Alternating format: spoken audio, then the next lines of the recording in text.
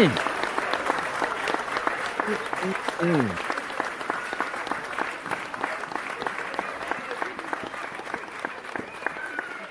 How we doing? Good morning. Good morning, ladies and gentlemen.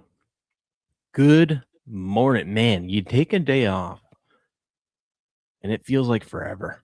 I didn't do a show yesterday. I slept in yesterday. Felt good. Went to the jump park or the little trampoline park for a 6-year-old birthday party. Yeah. Let's That was go, great. baby. I'll tell you what, you know who can jump pretty well? My little Scotty girl. I was Yeah. impressed.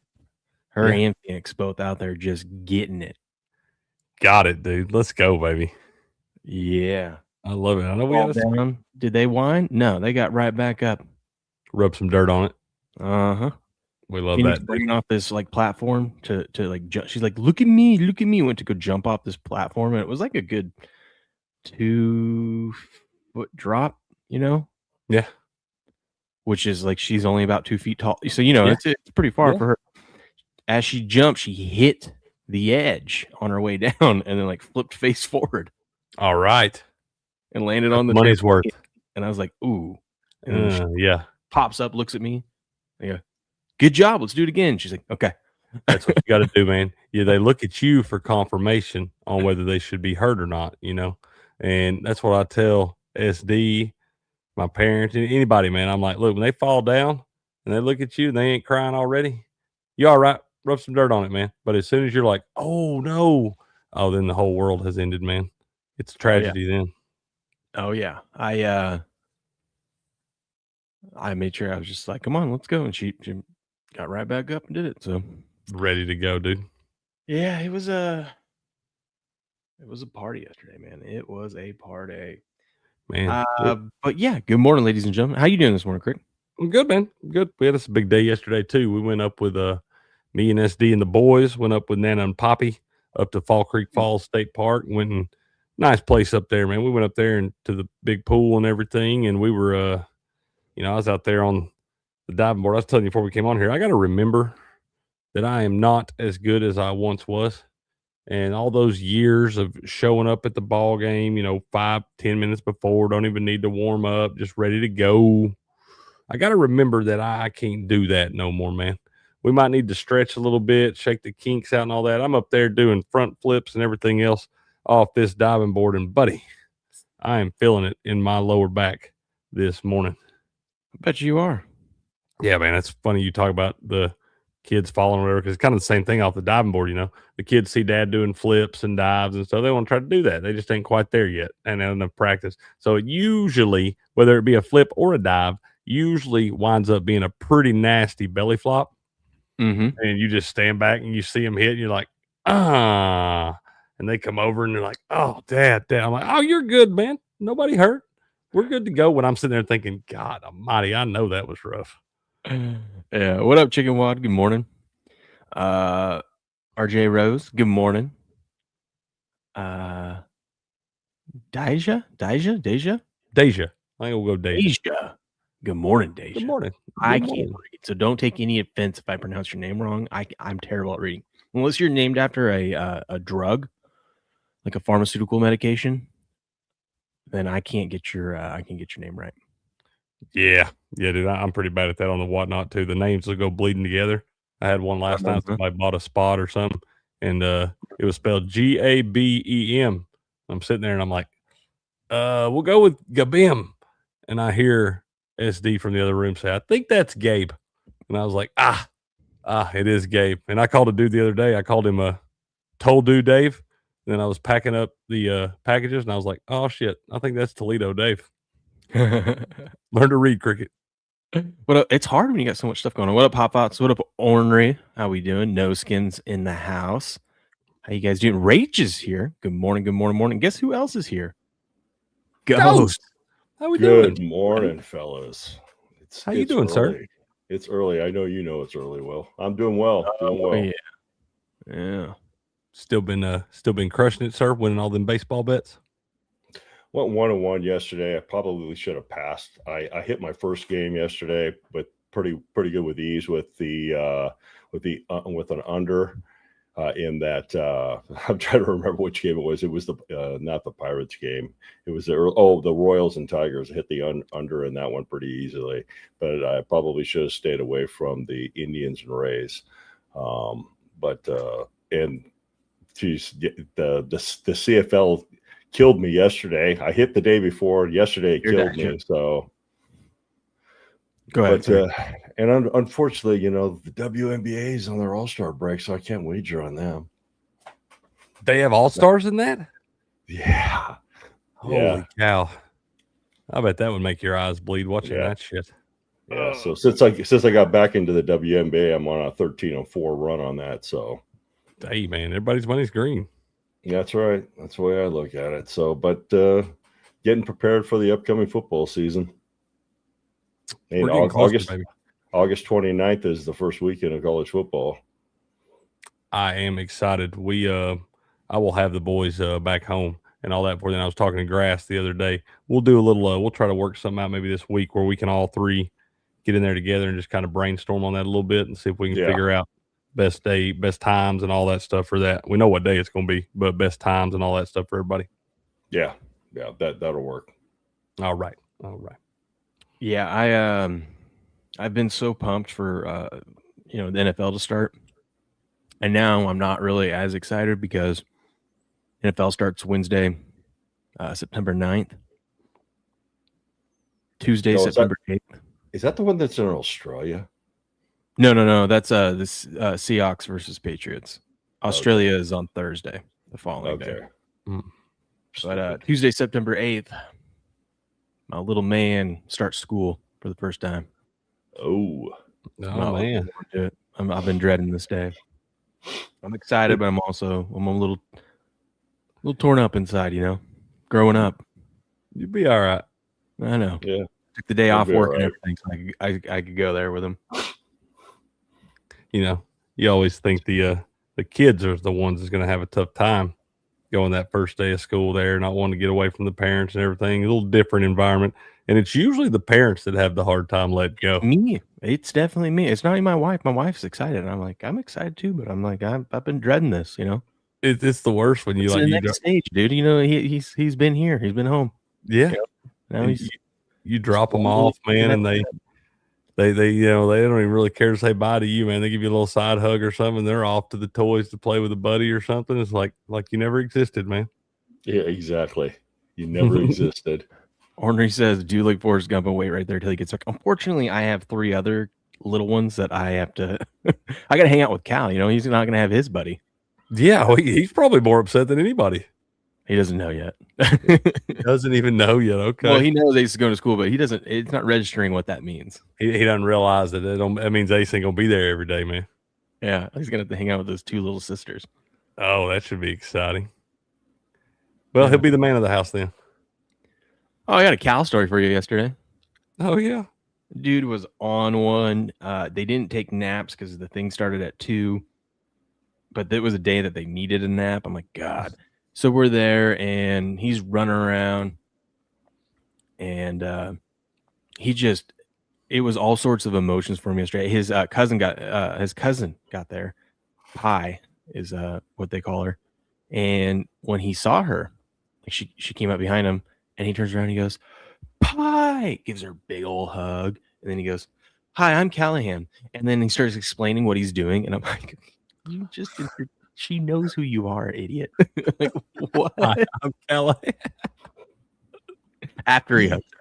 He just wants to make sure, he got the hug. He just wanted to make sure she remembered and all. Yeah. So then they're all jumping around out there. And then all of a sudden I hear him screaming. He's walking over to me. I pick him up. I go, what's wrong? Because I hurt my back. I go, on what? Owie, I hurt my. And I'm like, oh my God. So I take him to his mom. She does mom things or whatever and has him calm down. Yeah. And then he's back out there running around and whatnot. I'm like, okay. Well, we're at this there's this big old jungle gym pit thing that the kids can go in and there's a bunch of different things you can play with. And at the top's a slide, you come down, but on the outside there's a little kiddie area and this ball pit. And Cal was playing in the ball pit because he kept going in and out, going to this ball pit. Well, I walked away because my brother-in-law and some other people at our party were there, so I was just walking around checking on things. And as I was coming back, all I hear is Cal screaming and crying. I'm like, oh my god! And my brother-in-law like, what's wrong, buddy? What's wrong? And I go over there and I pick him up, and I'm like, what's wrong? And he's like, she kicked me in the face. I go, who? And I look, and there's like this 12-year-old girl that's in this pit with them.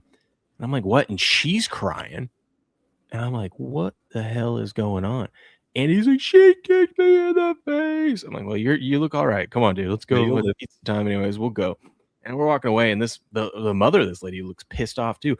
Apparently, this is what I gathered from some of the other kids. There was like another kid in there that was a little shit and either hit or was wrestling that girl.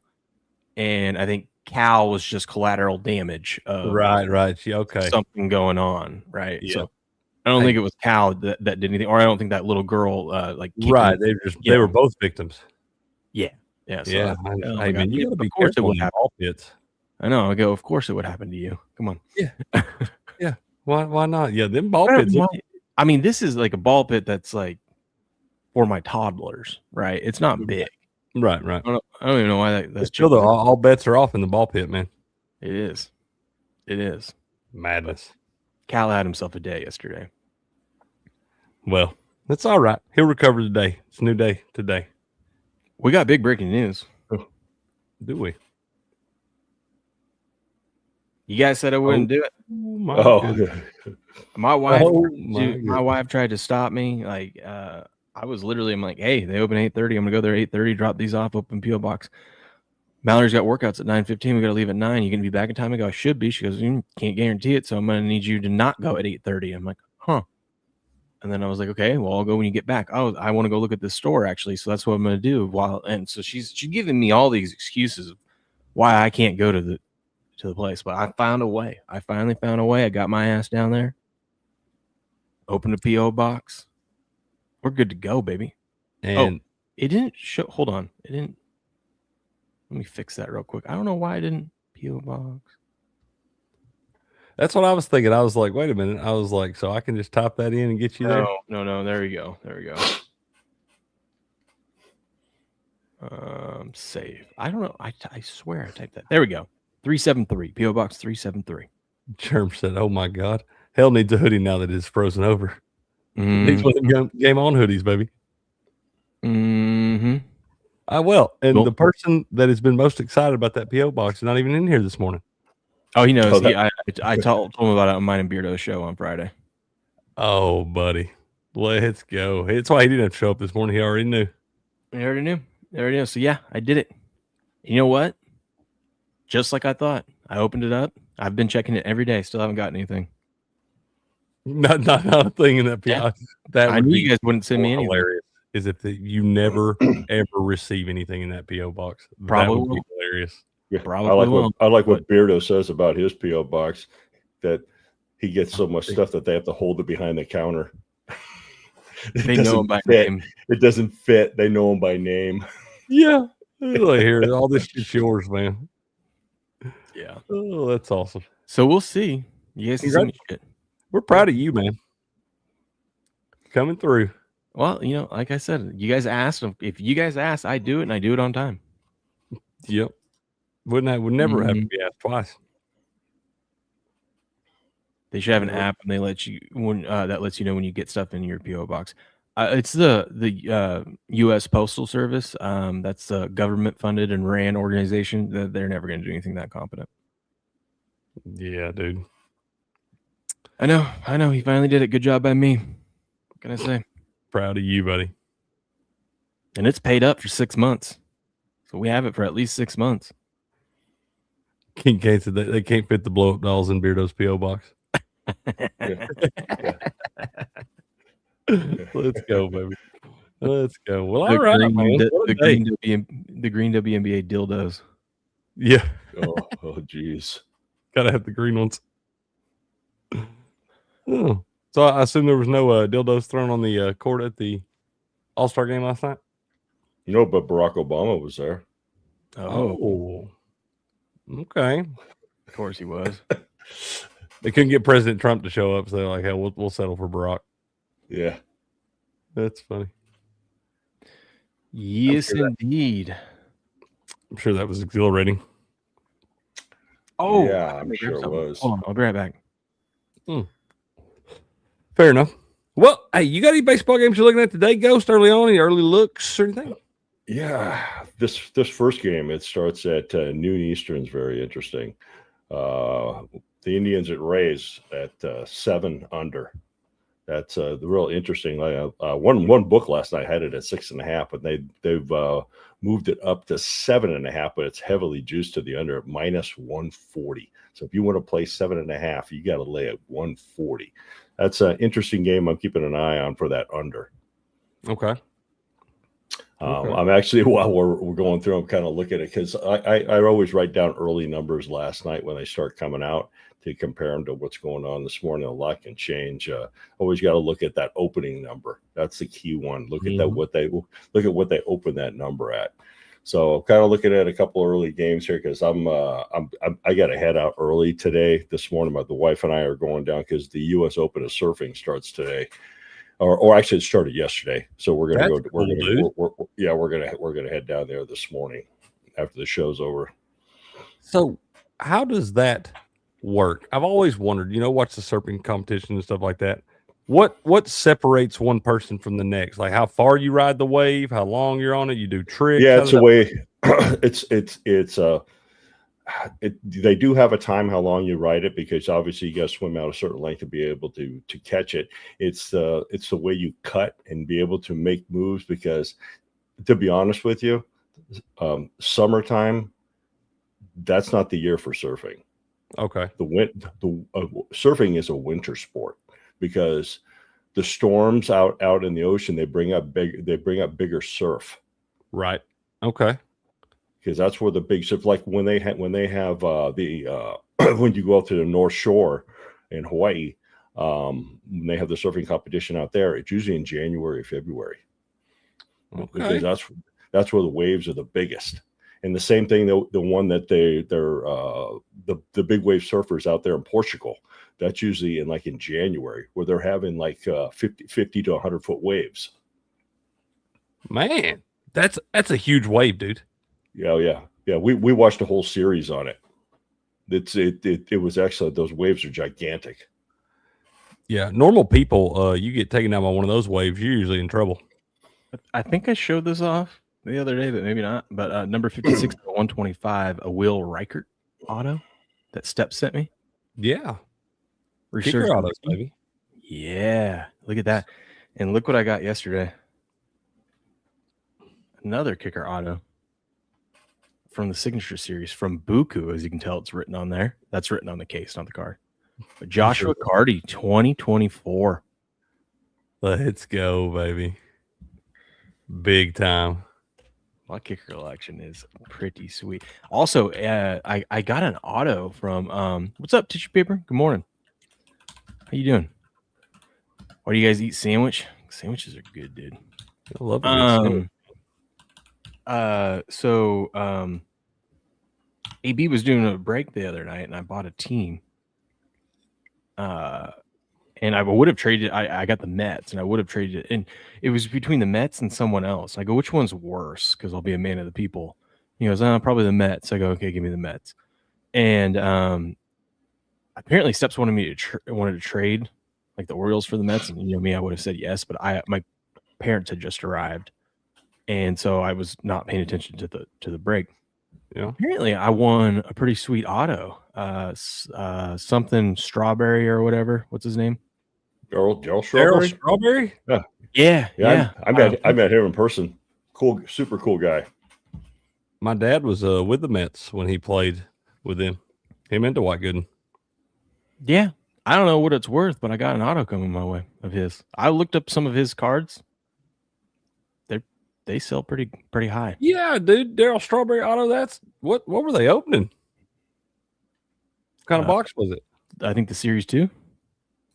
Man, that's a pretty good one right there. That's a cool one just to have either way. Yeah, I think it was one of those throwback ones or something. I don't know. But yeah, that's dope, dude. I did a little NBA break last night and finally finally pulled somebody a banger Cooper flag, which all the Cooper flags are bangers Yeah. right now. But I got him a Ray Wave, man. Apparently Steps was looking one up the other day. One sold a couple days ago for like $209. Dude, So I can't buy spots from Steps anymore. I bought into 2 of his and I got the A's. He pulled me nothing. A couple hours later, he runs another stream. Someone else gets the A's and he pulls that banger of what Nick Kurtz on the ultraviolet. Dude, that was a banger right there. Hell, we had the in the NBA break last night. I had a Cooper flag and a Wembanyama X-Fractor in the same box, man. Damn. Yeah, banger breaks, buddy. Max Breaks was doing. He was just trying to get rid of inventory, and he did a 15 box break. It was like 4 megas and 10 blasters. Okay, I that'd be started buying 14, but I started. Okay, well, whatever it was maybe 11 blasters then. Whatever, 15 box break. Yeah, maybe it was 5 megas. Whatever, it was 15. Whatever, 15 bucks. A ton of bucks. I started buying up the teams that nobody wanted. I got the Nets. I got the Nets for $15, $1 a box. I think people should do that every time. I tell people every day. There's always one team, especially my baseball breaks. You know, you wind up getting you see the Twins down there, the D-backs, the Rockets. It doesn't matter who that last team is that somebody buys for $3 or $4. You bet your sweet ass there's a couple hitters coming out of that thing. Yeah, I mean, even if you get an auto from one of those guys, or a short number, it's still it's not gonna sell what the superstars sell for, but you'll make your money back. Yeah, hell, I mean, for $3 or $4, it's worth throwing it out there. I got some of the shitty teams. I got the Hawks, the Bulls, the Nets, the Clippers, and the Celtics. Okay. I don't know what I got because I didn't stay up last night to watch what I got. So you go back and watch that video receipt, sir. Good, but I'm gonna just wait for Christmas to show up. God, that's fun too. I do enjoy doing that there, man. Good morning, AB and Grass Guy. How y'all doing? Yeah, that's right, AB. Every team's got hitters. Every team does. Mm-hmm. AB's my favorite now, though. I'm only gonna buy spots from him. All he does is pull me bangers. That's fair, dude. Hey, I understand, man. I do. Yes, indeed. Yeah, no, but shout out to Buku. Thank you for that card. God, I love kicker cards, man. Especially autos. What's that? Hot Font said, I snorted coke off horse ass with Daryl Newsbury. I wish that had been Daryl Strawberry. That would have been a hell of a story. That would be a hell of a story, bro. When did he play? He was in the 80s. Yeah, 80s. The 86, I don't know. I think it was the 86 World Series that the Mets beat the Red Sox.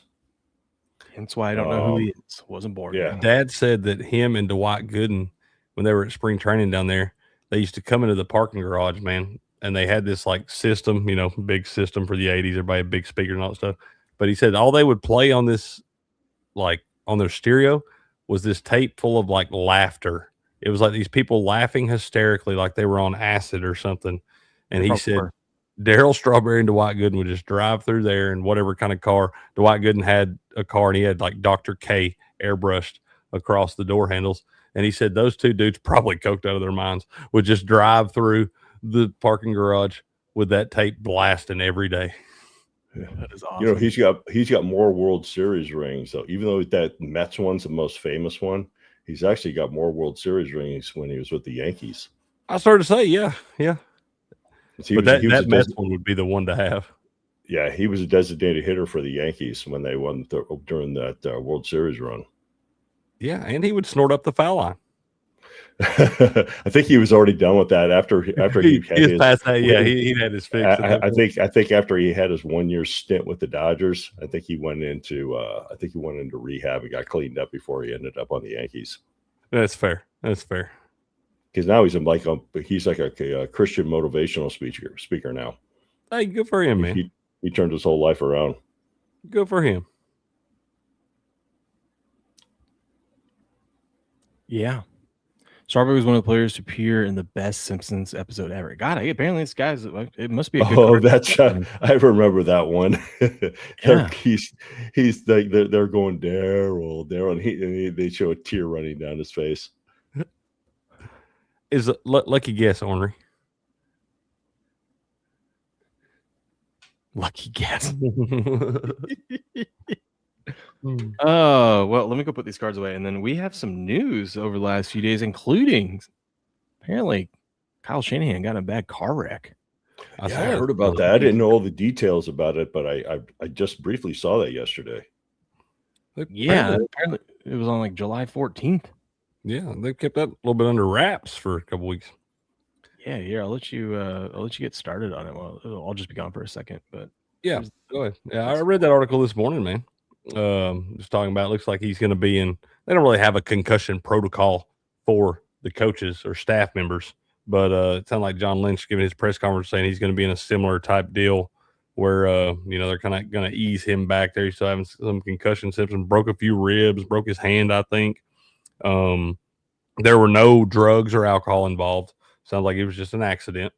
And they don't release who's at fault and all that stuff. I don't know. The lieutenant gave some big spiel how they don't do all that and stuff. So we don't know who was at fault or whatever, but it sounds like there was no weird stuff going on, no drugs or alcohol or anything like that. But he just got banged up pretty good in that thing. And I saw where the hell the players just kind of found out about this in the last little bit. I think his wife, I believe, called some of the team leaders to let them know what was going on and everything. And they got their first practice this morning for camp at, I think, 10 a.m. this morning. And he may be on the field. He's just going to be doing a little less for a few weeks, man. He looks like he's going to be fine for the opener in Australia against the Rams, but looks like he's going to have a lot lighter workload the next couple of weeks while recovering from the concussion symptoms. Is that pretty much what you've heard there? How do you think that I don't know much about it. I just briefly saw it and I didn't get into full detail about it. I just said, whoa, what's going on here? And so I didn't have enough time to actually go through the whole article. So most of what you just said is all new to me. Yeah. That's what I read this morning while I was sitting here waiting. And then I guess probably that article wheels got pulled up there. Y'all can read that maybe same this thing. This is a good sign, though. Maybe this is the year they finally get over the hump. You got to sacrifice and take a few bumps now. Not the good kind of bumps either. Right. And then strawberry bumps. You pay you do your time, right? You pay the price. Then it pays off in February. Who knows? Perhaps it does. Do you I don't know though, man. And it's always weird. If he's on the field, he's coaching, dude. They're talking about him being out there. You think that guy's not going to be able to be out there on the field looking through both his black eyes and stuff? There's no way he's out there at practice for at least a week. He broke his nose, 3 ribs, hand, and needed 40 stitches to the face. So that's like a pretty rough little accident, dude. A gnarly little I wonder if there was a woman driver involved. Hopefully it wasn't like Tony Romo driving. Oh God, yeah, Romo. Dude, the memes from that is I know there were some stories circulating last night that CBS already fired him, but then I went and did a deep dive into that. It says no, they haven't fired him. They actually haven't even commented on it yet. Officer goes, "Have you been drinking tonight, sir?" Well, Jim. I guess he was golfing during the day. And we've all done that, Well, they were betting on golfing each other, but I think that the bet was only like $60. a little chump change for those guys. Yeah, well, I was gonna say that's a little chump change. I would say maybe they were wagering like maybe 600. That'd be more like it. I didn't even know those guys carried anything less than $100 bills. I know exactly. They always got C notes on them. Yeah. John Lynch says he's going to be in the protocol, and we're going to let the doctors dictate how and when he comes back, and when he comes back. He's been in the building, so we've seen him. It's kind of like we do with our players, a phase back approach. Number one for Kyle and the Shanahan family is getting him back right. I mean, this is gonna happen. At least it happened in the middle of July. Not right, not October. So he'll be fine. And it does say the other driver was okay and stuff too. So no one was cited for the collision. That's weird. It sounds like it's probably just an accident. Yeah. Let's see. No drugs or alcohol or anything like that involved. Yeah. Yeah. You hate to hear that stuff. Oh yeah, that's Yeah, it doesn't sound like one of those weird stories that there's more layers to. It sounds like it's pretty cut and dry accident. He got to heal up for a couple more weeks, but he's still going to be out there coaching to the best of his ability at this point. Some of the other coordinators and things will probably have to step up a little bit, but he's going to be fine. And looks like he's on track to coach in the opener. What if it happened right by their practice facility? They'll blame it on the damn radiation at the. Yeah, that's what I'm saying. I was like, we need to move this damn practice facility. Yeah, for sure. He's high on radiation, man. Wrecked that car. You see, there's a made-up card with Romo and Tiger's mugshots on it, dual auto. That would be sweet. God, I would love to have that. If that's not a real card, it should be. I want this card, dude. I keep looking at it. I don't know why. I just don't buy it. But oh God, where's it at? Here it is. This guy made these cards, so they're not like official cards or anything like that. Yeah, guy making his own So card. if you buy it, it's gonna be worth nothing. But I want this card. What is that? Oh, that's the girl. Oh, the point girl. Yeah, Sophie Cunningham. Yeah. Well, I mean, it looks official. Yeah. Them damn things are worth whatever somebody will pay for them, and you do stuff like that. For $21. $21. I was like, yeah, let's spend that on worse. I mean, yeah, 20. No kidding. He should just make that like dual Romo and Tiger auto. Just sign it himself. Just say this is not an authentic autograph or whatever, but that'd just be cool to have as a little conversation piece. Yeah, it's just a piece of history. Like, oh yeah, remember when we went through that phase or whatever? That face. You know what's hilarious out of all those guys? The one that doesn't have a DUI is John Daly. He's smart. He only drives the golf cart, and he probably has John Daly. I'm telling you, what a legend. A specimen. Yeah, he's a character. Huge character. You know who else is a character? Who's that? I don't know. It's a terrible transition. Anyone who uses Rumble Wallet. Sharpest people out there. Let me tell you about Rumble Wallet. We hear a lot about crypto, but here's the part most people miss. Crypto was created so you could actually own and control your money. After the 2008 financial crisis, Bitcoin was designed as an alternative to banks. So instead of a bank holding your money, delaying transfers, or limiting access, you're in control. And if you've ever had to wait for a transfer to clear, you felt that problem. Now, fast forward to today. Everyone's heard of crypto, but getting started still feels complicated. That's exactly why I use Rumble Wallet. It takes all the complexity and makes it simple. Choose what you want: Bitcoin, dollar-backed stablecoin, or even digital gold backed by real gold. No complicated setup. It connects with MoonPay, so you can use your credit card, debit card, or bank and be up and running in minutes. Once you're set up, you can even support your favorite Rumble creators like us here at Game On directly. I love when you guys send us tips through the Rumble Wallet. So do this now. Scan the QR code or click the link in the description and download Rumble Wallet. From there, you can set up your wallet, tap buy, and you're in the game. In just a few minutes, you can go from hearing about crypto to actually owning some. Go download your Rumble Wallet today. Just the tip. Just the tip. Booyah. Booyah. Let's see. What's step saying? Little partnership action between Whatnot and Whatnot Rumble Wallet partnership. I think Grass is right. That's every day. Well, since Grass Guy wants to talk about it, we all think about the LeBron trade, or not the trade, I guess the signing. How we feel about that? Somewhere? Yeah, we're gonna play a little basketball next season. What? They're in Philly, man. I know. I was shocked by it, and this is one of the markets that I actually didn't bet in because I always get screwed on these ones. But to me, and I thought the value was there because they were only at 9 cents. Philly was? Yeah. Ooh, that was a good one. Yeah. I missed that. Up until a couple hours before it even announced it, the market shot up to like 80 cents on Philly. Oh, you knew what was up. Uh-oh. Yep. Something leaked.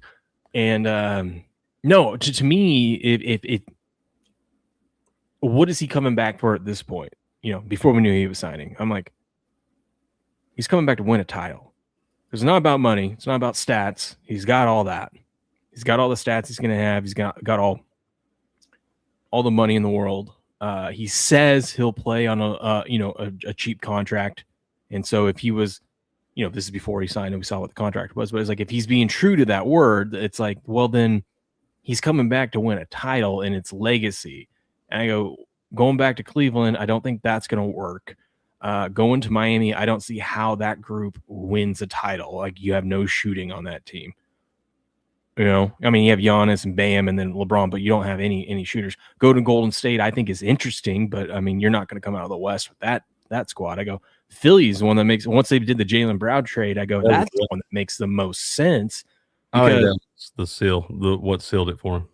Yeah, because you have Jaylen Brown, Tyrese Maxey, VJ Edgecombe, and guess what? If Embiid can't play in the playoffs, no big deal, because those three plus LeBron is enough. And then you've already seen some other players. What's his name? There was a guy that got a buyout with, I think, Memphis or something, and now he's getting Pope. No, it wasn't him. It was was it Caldwell Pope? Maybe it was. Yeah. So you got a guy that come off the bench there that's that can shoot, veteran, and so it's like, even if Embiid is just like the cherry on top, maybe you get it, maybe you don't. If he's there, that's the way he always should have been.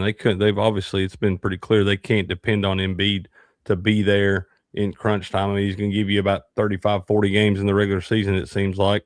And then he's not in shape for the playoffs. But you're right. Adding LeBron and Jaylen Brown to pair with Edgecombe and Tyrese Maxey, it does make that team a little more formidable, even if he can't go. And I think you're better off looking at some of those lines, just as long as they try to do it the right way, man. I've been saying for 2 or 3 damn years now they should be building this franchise around Tyrese Maxey. So as long as they don't let Embiid come in there and screw shit up, then that should be a contender.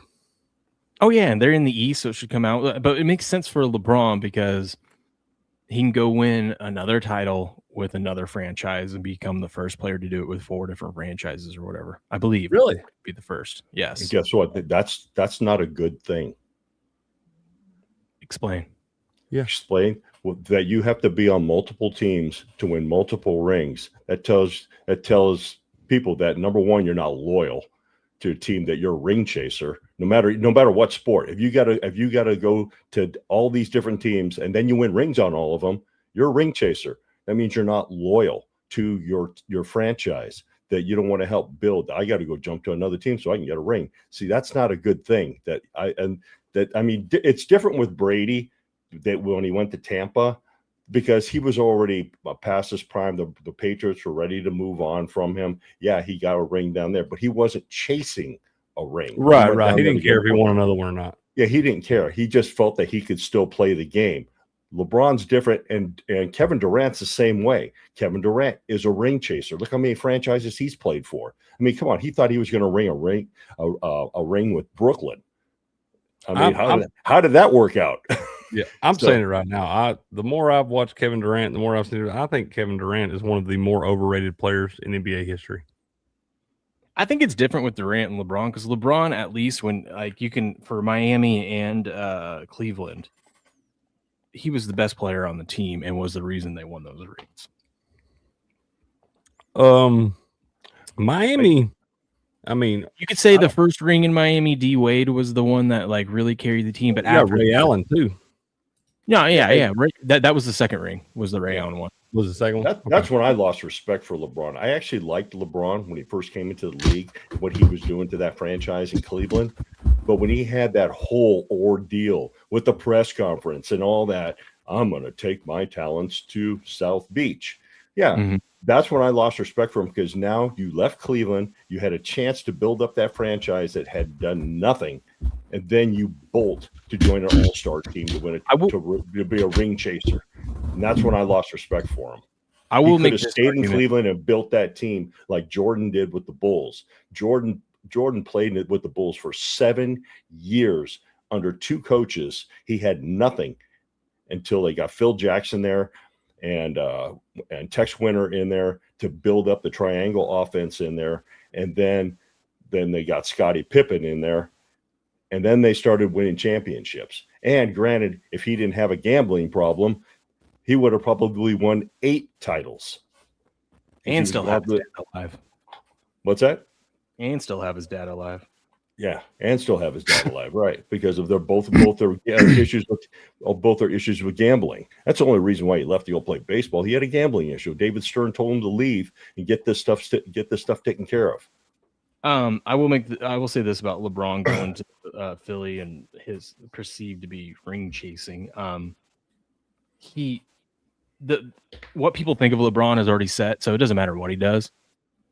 You know, our opinions of LeBron is set in stone whether he wins a title in Philly or not. I just think it's for the history books, for his legacy that he won another ring with a fourth franchise. But I think it was a good move by him. I think it was a good move by Philly. You got nothing to lose there.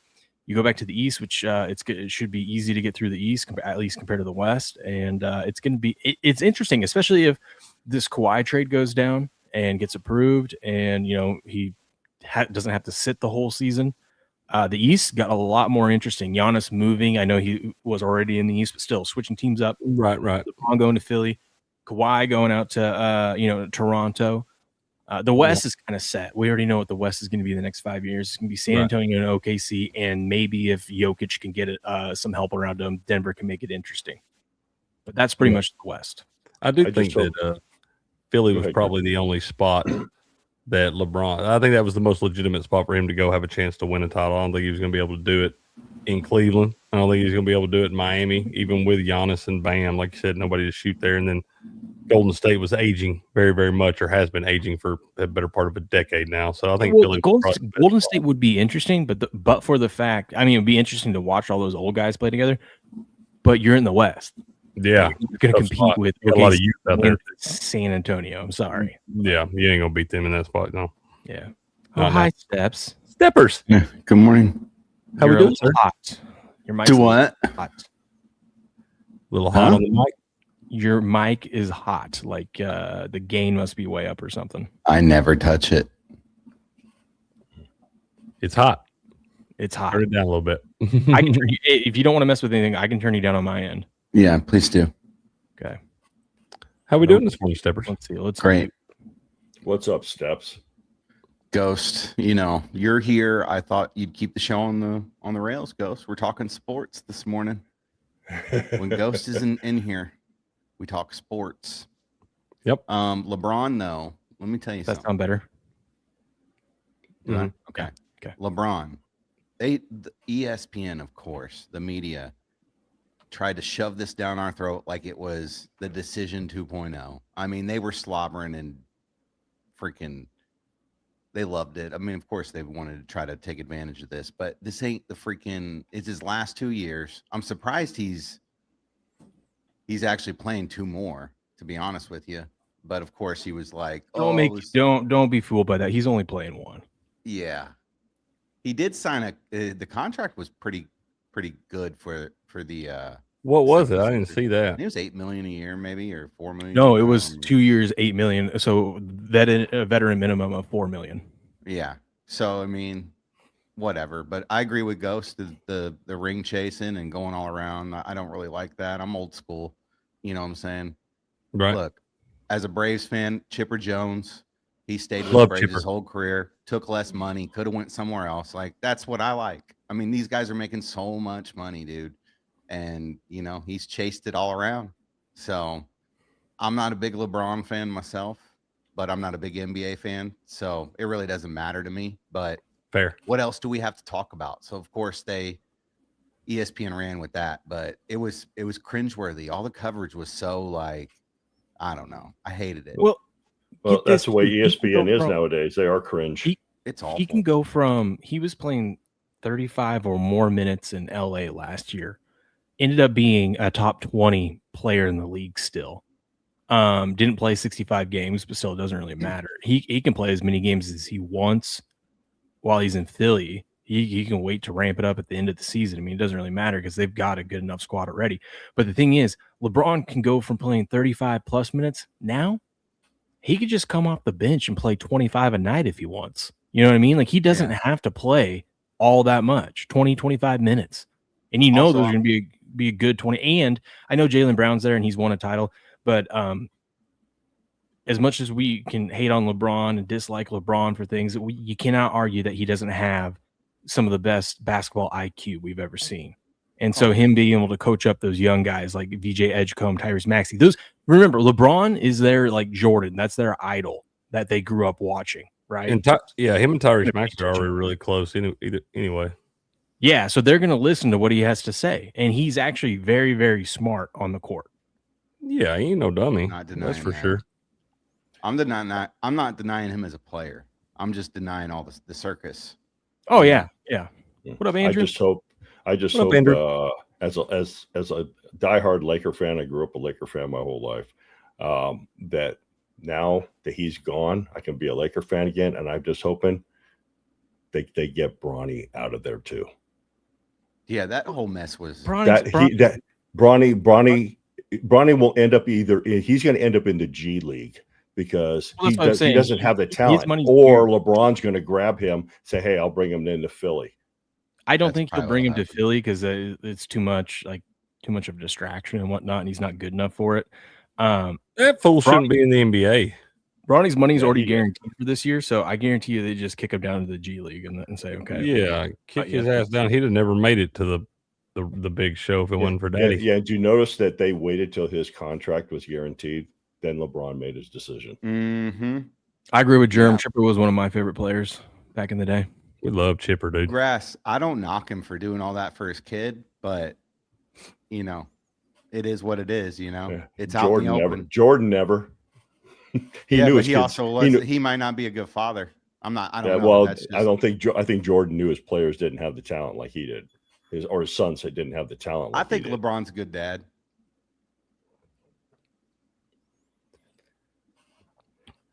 Nobody else does. I do. I think he is. Yeah. You think he's a what? I think he's a good father. Yeah. I'm not gonna sit and. I don't know. I mean, I think he is. It appears he is. What we see in the media and stuff. So I can't really speak on that. He knew what he was getting into with the Bronny stuff, and he did it. Yeah, he did it he definitely did it for his kid. Yeah, and he's always seemed like a wholesome guy when it comes to that stuff. His decisions have always been calculated and for himself. I mean, you can't blame him for being selfish. He's always made good decisions. You know what I'm saying? I mean, yeah. You look Except at the China stuff that we won't talk about. Yeah, I don't know about that. I don't get involved in all that shit. China. That was probably the worst thing he did. But outside of that, I mean, everything he's done, the decision, was stupid, but it drew eyes. You know what I'm saying? Yeah. So, he's got gold medals. He's got rings. He's just played in a different era, Yeah, that's the biggest thing, too. People trying to compare across eras and stuff. It's just impossible to do. Did y'all see that basketball player? Oh, yeah, for sure. Did y'all see that Anthony Joshua got knocked down twice in the first round last night and then proceeded to knock the dude out in the second round? Who'd he fight? Christian Pringa. Who the hell's that? He's a young guy, big kid. Apparently, I mean, who's got some thunder fists, man. He's a big old boy too, but I think he's a younger guy. But Joshua was talking about how he's got a bright future. He probably just got a little overconfident in that thing. You knock dude down twice in the first round, you might let them hands sag a little bit. And old Anthony Joshua got thunder in them fists, man. It's his first fight since that car accident 7 months back that tragically killed two of his best friends and, banged him up some. It's his first fight back from that. Kind of a tune-up. Everybody expects him to fight Tyson Fury next. Tyson Fury won a fight on Friday night, and then Anthony Joshua. Yeah, I just thought that was crazy. He got knocked down twice in the first round and then proceeded to knock dude out in the second round. Tyson Fury's still fighting. He is still fighting. Yeah, they both had a tune-up fight this weekend because they want to fight each other at the end of the year. Steps, have you ever had something on? So when you're selling on eBay, have you ever come across the the package, like these little envelopes? They get lost, right? They don't, because the tracking on them sucks. There is no tracking. Yeah, there is like it left the facility, only in transit. Yeah, like the post office doesn't track it, so eBay is the only way you can know where that's at. Post office won't track that. It's like postal mail. It's like putting a stamp on. Because you go in some mornings, you have those, and I used to hand them those. They don't even scan those ones that are like the little postal ones, and they'll tell you can't track those or whatever. So my question is, I've had one that I had to refund a guy on because it didn't show up. Mm-hmm. But I've done it myself. I bought something from someone and it didn't show up, and so they refunded me, and then like 3 weeks later it showed up. Yeah, it does. So my question is, you have a $20 insurance on this thing. Have you ever gone there? Like, what's the process to go through the post office and get your insurance? You just Never done it, but good luck.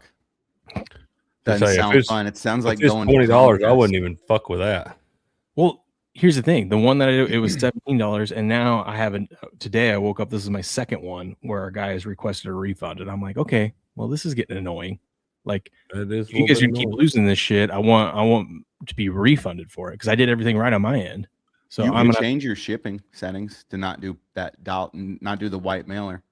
I know I can, but then you got to pay $5 something, and people buying these cards aren't going to pay that price. I know. That's the first thing I look at. If it's under $20, I need $1.39 shipping. Yeah. So I don't know. Maybe I'll just eat the cost on it, but I'm going to look into it at least and see if there's a way to. What you need to do is look insured. into if you could post something in your auction that's just like final sale regardless, like, you know what I'm saying? And then before No, you it does say that. It says no refunds and whatnot, but I mean, the etiquette on eBay is if they don't get the item by the time that it says they'll get no, there, that's the right thing to do for sure. Yeah. Well, maybe I'll just eat the cost. I mean, like I said, I've done 150 sales and I've had 2 that have had this problem, so it's not too bad. But Pretty good number. Still frustrating though. Yeah, it is frustrating. I agree with you there. I feel like it makes me look bad too, even though every person I've talked to, they're like, "Oh, it's not your fault. You did everything that you could do." If you get it in the post office, man, that's all you can do. I think it makes you look good if you refund just right away and take care of them, no questions asked, and move on. That's like Steps and I, man. Somebody ever asked for a refund, you get your refund. Here you go. Unless it's somebody that is, I've had a couple people that are like, my kid got on my name, and I'm like, sorry, no. But if something gets lost, or like we've had people who the post office lost the package, or no, the post office damaged the package at the facility. Like it ripped open through one of their machines. They put a note around it, was like, sorry, we damaged your package. Here you go. And then that was it. And the customer sent a picture of that to me. I was like, yeah, I mean, I'm going to definitely refund that. Yeah.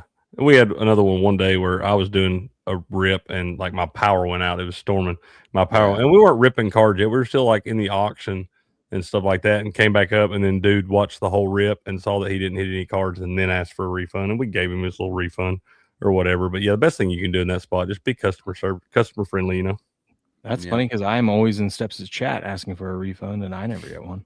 Yeah, we how we got the game on stuff ready for football season? You got any game on merch? Any new hats? Anything dropping over there? You're selling cards. You're not doing your game on merch for the football season?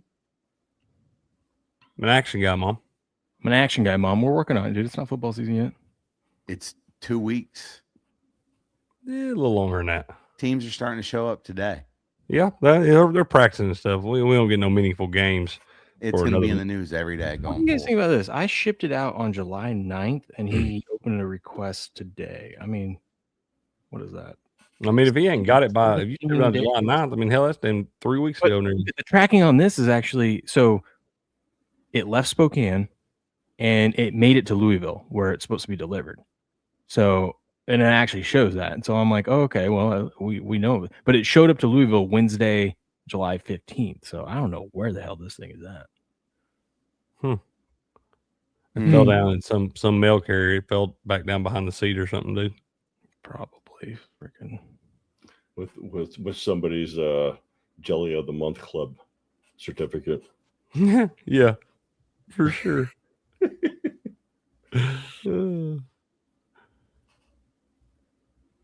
Well, are we going to talk the? Yeah, I was trying to get you back on sports, but Will's over looking at his tracking numbers. Yeah, he's trying to figure out how to tracking. Yeah, I'm looking out for the people. I try. I'm a tracker. I'm a tracker guy, Mom. I'm trying. Aren't you going over the Rams today? Yeah. Take over, Ghost. Take over, Ghost. No, they are favored to go to the Super Bowl this year in the NFC. I never like to bet on the team that's favored to go to the Super Bowl. No, I'd rather, if you're going to make those kind of futures, I'd rather bet on the team to win their division. I think that's a safer bet because you don't know how teams are going to perform in the playoffs. Sometimes you get the sleepers and all that stuff. Injuries and stuff. That's my thing. There's too many unknowns in the football season to just, you got to get some real good odds on those futures for me, man. And that anything less than 10-1 in those spots, even the favorite. And it's the favorite wins sometimes. Hell, it happens sometimes. And everybody's like, well, you don't sneeze at 8-1. I'm like, yeah, but when I'm instead of betting that in July, when I don't know what, because if Matthew Stafford goes down, that team's dead to rights. Yeah. That window's closing though. Like they're all in every year from this point. You know what I'm saying? So that's one thing you can at least count on, that they're not going to fart around. They've just they did draft a quarterback though in the draft.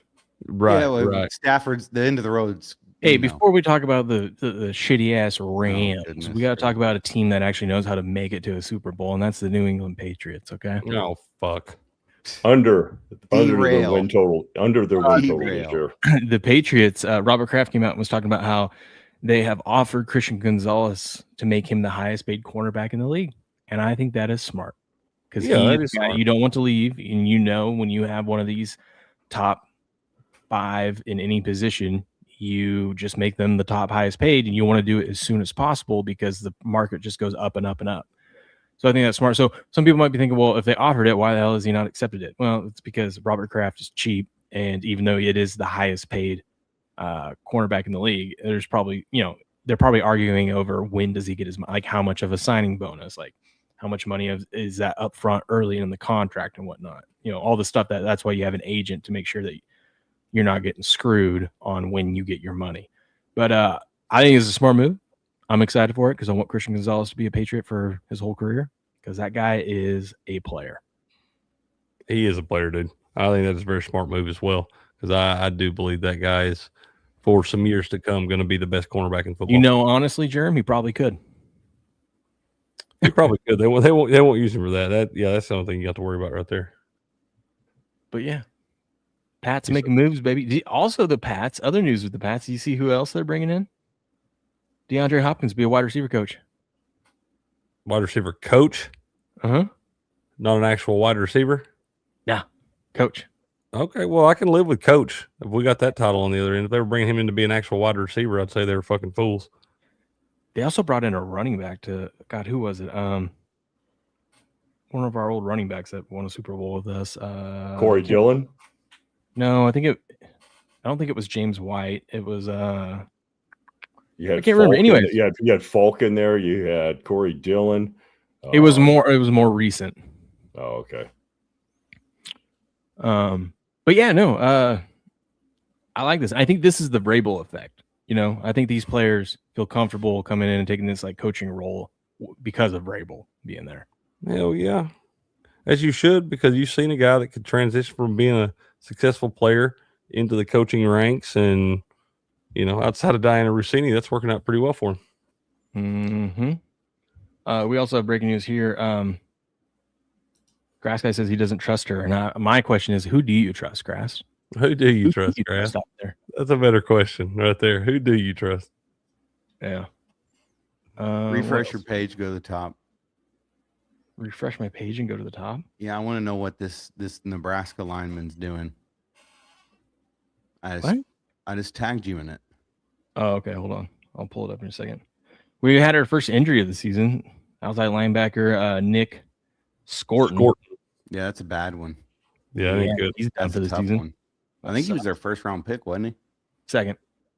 And he had worked pretty heavily into the rotation and stuff. He was going to be one of their big pass rushers this year. Looking for big things out of him in year 2. But yeah, he's done for the year. He was good. Yeah, well, I mean, we give him. We hope he has speedy recovery and all that stuff. Obviously, going to miss him for a year, but a young guy early on in his career that should have a chance to come back. Oh, you sent this to me. Where'd you send it to me on X, Steps? Oh, that's different. I was talking about I wanted you to put something else, but I want to pull this thing up so Crick can see it. Oh, just so you know, I'm not telling him to pull it up, guys. We were talking football. Oh, is that the auto? Yeah. freaking sweet right there. That was the auto out of a hobby box, Cricket. So that's the hit. That is sweet. I like that one. What do you think that's worth, Steps? At least 3 figures, probably. Yeah, I saw a lot of his autos. Some of them are like 700, Should be $800 mine though, because if you were in But- there, you would have traded me. But the other ones, 100%. some of his other autos are like at least $300. I was like, oh, Yeah, it's definitely up there. I don't know. I have a Yankee hat that he signed. Oh, that's cool. Yeah. The funny thing is okay. The funny thing is Will got moderator rights. Brian gave Will moderator, and he took over. And Will's doing his whole cocaine's of a hell of a drug on the mod. I only did that Posted. once. Cricket. I only did that once. Cricket. Once, yeah. Will gets the mod keys and it opens the door to the house and just comes in and yells, "Coke's a hell of a drug." Just posted and That's not what happened at first. Listen, I was behaving myself. I was telling people, share this out there. Share this with a friend.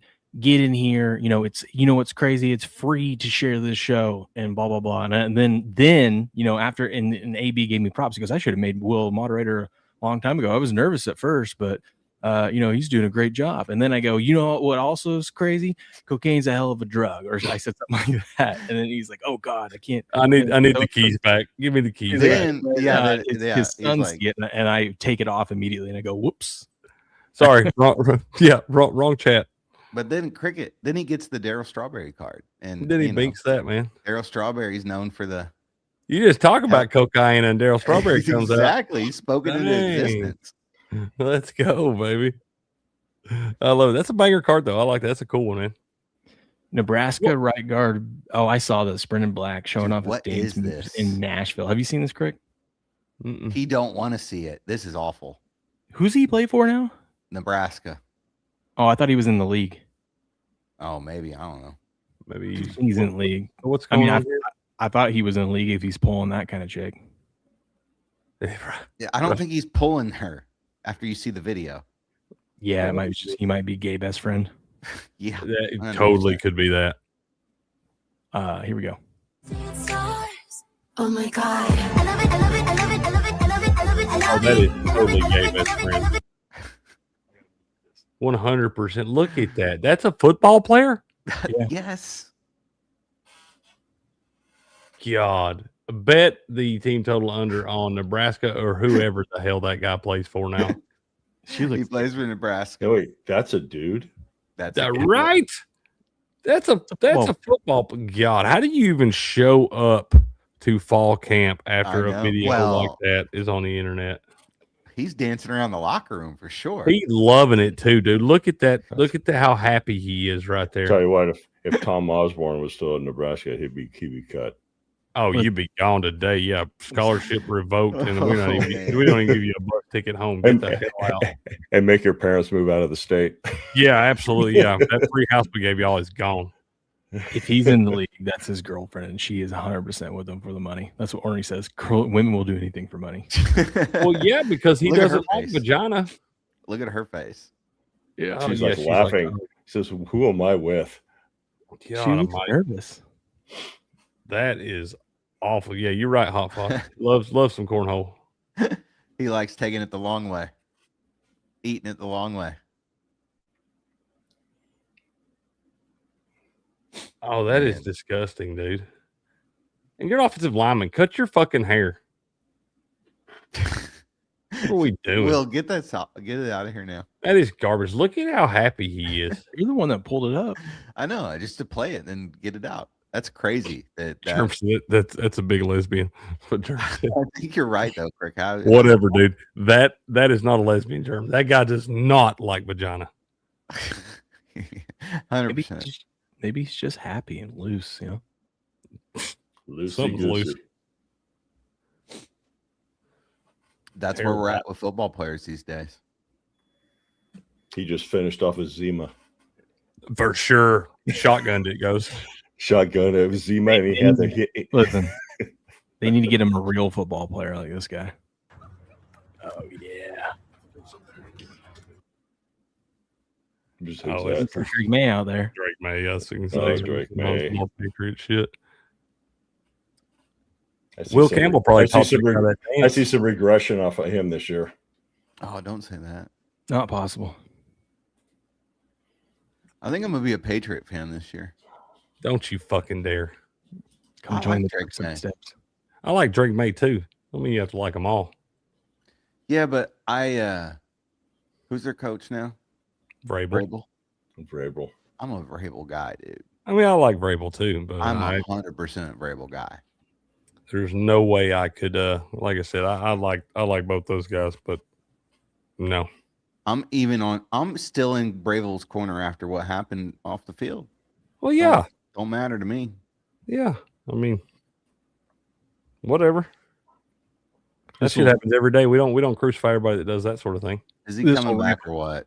this will ramp us up for the LA Rams talk. But while the team doesn't have a timeable return for Aaron Donald if he decides to unretire, a league source close to Donald says that he's leaning towards returning.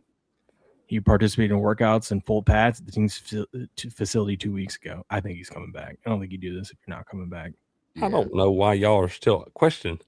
That man will be playing football by November, 100%. Mm-hmm. I saw that first video. They traded for Myles Garrett, and I saw that first video. That dude working out in there, and he still looks like a freaking machine. That guy's playing football this year. Now is he coming Problem back? is they got to figure out the money because his wife, who really doesn't want him to unretire, she's going to want it to be at least worth it. But if he comes back, he's due $30 million, and the Rams don't have. How's it not already worth it? Well, I mean, That's a bunch of money. it's because that's what it was left on. That's what his contract stated. So they got to pick up where his contract left off. Yeah. So they're going to come to an agreement. But I'm wondering, like, was it 10 million? Maybe 10? Probably half. The 30, probably 15. Maybe 10 guaranteed, 15 if he plays X amount. Incentives, yeah. Now, do you think he's coming back to get another ring because of the Myles Garrett trade, or do you think that he's ran out of money? I think he's bored. I don't think he's ran out of money. I don't think he's run out of money. I think he's bored. You see that with these guys that retire maybe 3 or 4 years too early. There's no doubt that Aaron Donald could have still been playing at a very high level if he'd have been out there. I think they walk away for a little bit, and you spend a couple seasons on the sideline, and you're like, man, I think I can still go a little bit. I still got that itch. And then something like the Myles Garrett trade happens, and you know your franchise is the front runner to win the Super Bowl. He's like, hell, I think I can still play a little bit. Well, also you get bored. You get bored staying in shape. Like he outworks current NFL players, and it's like, dude, that's what I'm saying. At some point, you're like, why am I staying in this good a shape? Right, and they showed that video, and there's nothing that told me Aaron Donald couldn't play football today. Is Stafford 37 or 38? 38, I believe. Okay, so they're going all out right now while they still got Stafford before he retires. So that's he probably that's turned clearly 39. through. And well, I would think that if they win the Super Bowl this upcoming season, he's going to retire. Yeah, he turns 39 right before the Super Bowl. Yeah, Dude, they've been going all out. They've been selling off draft picks for the last 5 years. And First round picks. They haven't had picks and I mean, they've done it a weird way, but they've done it that's why I keep saying McVay's darting. After Stafford and all those guys are out, he's out. He ain't sticking around. the Rams have just proved that first round draft picks are overrated in a lot of spots. 100%, dude. People they've improved, overvalue those things. and I think we may have seen. This is strictly my opinion. I could be totally wrong here. I think we may have seen the best of Sam Darnold in Seattle. I think we might see some regression there next year. They lost their running back to the Chiefs.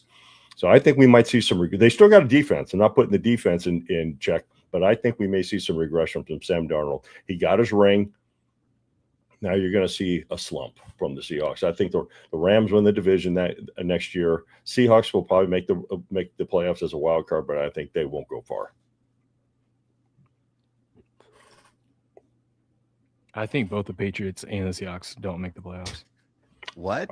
You know what? I think that's a good bet, especially the Patriots. I don't think the Patriots are making the playoffs next year, It's just they play in the AFC, so it's easier for them to get there. But and they're I don't- getting a lot tougher schedule next year.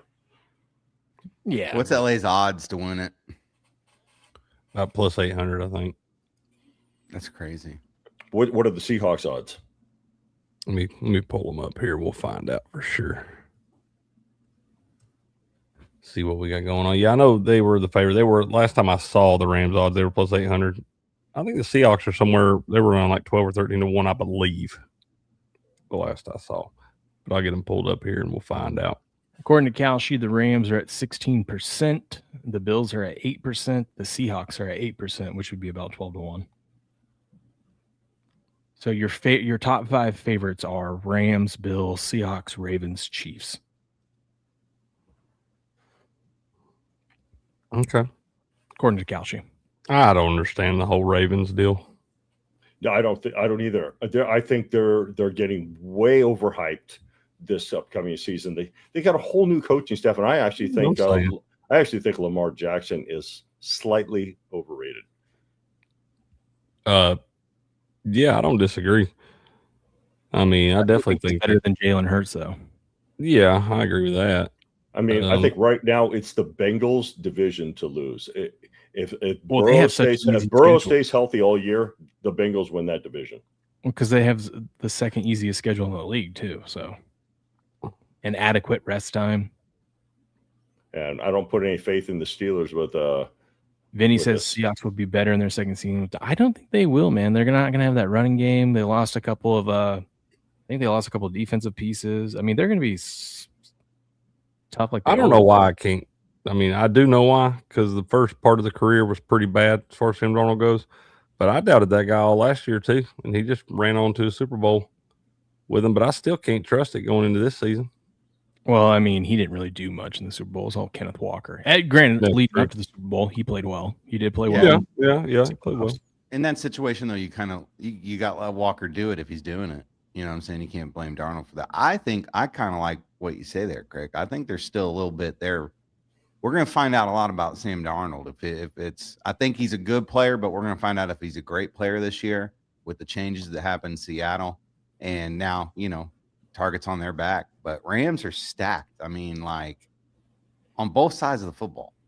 Yeah, they are. I can't disagree with that. The Rams and are the issue with the loaded. Rams last year. The reason why they lost to the Seahawks is because their secondary sucked. What did they do? They went out and traded for an all-pro cornerback and signed another one, and they just addressed the defensive issues because offensively they're stacked. Then they went. Is it worth fading them though? If you're going to bet, is it worth fading the Rams? Just, I mean, you got to bank on like a Stafford injury shakes things up. No, I think this is kind of like the Dodgers. I think you just keep buying a little bit on them now because they're 800, plus 800 now. When they make the playoffs and are one of the top seeds, you're not going to get plus 800 on them. Yeah, but the difference between baseball and football is baseball, you don't have a quarterback. Yeah, but I think when you're making those kind of predictions, you can't bet on anyone getting injured. It could happen, yes, but I don't think it's wise to say, well, he's going to get injured, therefore. No, I'm just saying, is there really value? The only way you're going to get value betting with them. I'll tell you this: there's value if you take him now, like on Kalshi. There's value on them if Stafford stays healthy throughout the whole season. If he stays healthy throughout the whole season, they're not going to be. They're going to be like plus 250 or whatever come playoff time. So you're going to go from 800 to 250. What's to take the division? 11.5 that's a pretty big win total there that he's got him predicted at. That's the current market. Oh, it is. Yeah, I can't wait as of when he wrote this book, which is read his why to bet versus why not to bet. Minus 105 to win the division. Yeah, 51% on Kalshi. That if you wanted to fade the Rams, I wouldn't fade them. I would fade them to win the division. Who's the third? Who's the dogs in that division? Seattle's plus 2 at 28%, Niners at 20%, Cardinals at 2%. Man, If you're gonna look to fade an injury, that's the bet you're gonna make. Hell, if you want to take a gamble, just take the Niners and hope they win week 1. I kind of like that. The Where's that game Niners. being played at? Where's that game at? Oh, that's the international Australia. game. Yeah. That's the Australia game. So there's no home field advantage there. And look, they don't play the Seahawks until the last 3 weeks of the season, which is going to be interesting. Hold on, let me get this started. From a betting perspective, I wouldn't touch that game just because it's on a neutral field like that in Australia. You have no way how these teams are going to play after a 14-hour flight. And Outback. Here we go. They're going to go to Outback when they get there. They're going to go to Outback. Have a Foster's. They're going to hunt the crocodile hunter. All right, start your video. We'll bring Crick back. I got to wait a second because I hit the bookmark and you guys started talking. So hold on. All right, we got the Los Angeles Rams. We're continuing our coverage team by team all summer long, breaking down each team thanks to Warren Sharp in his book. We're going to see everything in here of, who did they lose? What trades or assets did they acquire in the offseason? What are the numbers from last season? What are we projected to see this season? And looking at over-under win totals, see if we can find some bets on these teams. And today is obviously, as you can see, the Rams, 10th year under Sean McVay. I can't believe it's been 10 years already. They got a season win total of 11.5. They went over that last season. They've won double-digit games each of the last 3 seasons. And one of the things we look at rest advantage and disadvantage. You can see their schedule. They have one of the tougher schedules in the league, which is kind of crazy. But they in the way they rank how tough your schedule is it's not based off of what you did last season. Warren Sharp does it, which I think is the right way to do it.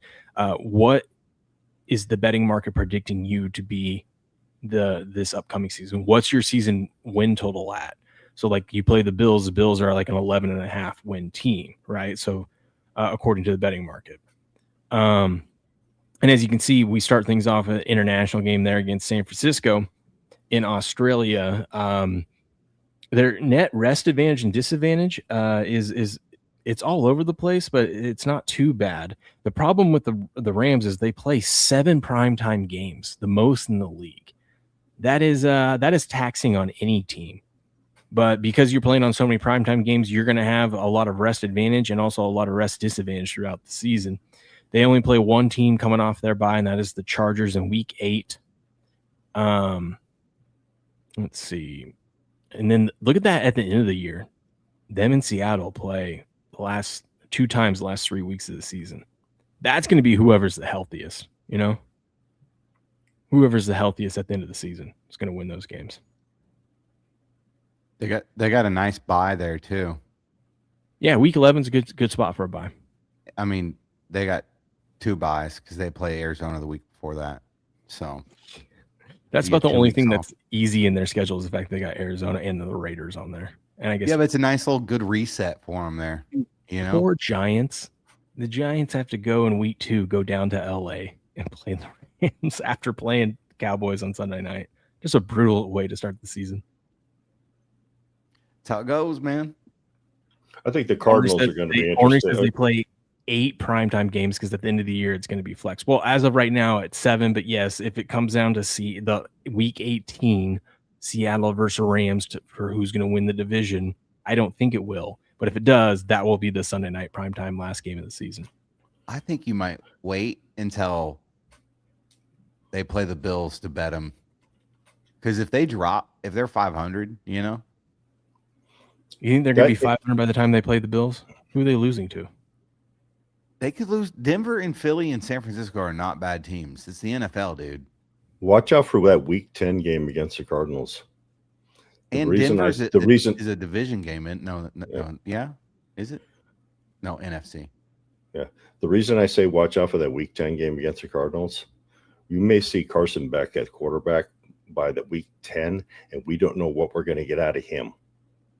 That could be a sleeper game. Could be, but Cardinals are terrible. Denver. Oh, I know they are. I know they are. They're Here's what I say. They need so many things. You say watch out for San Francisco.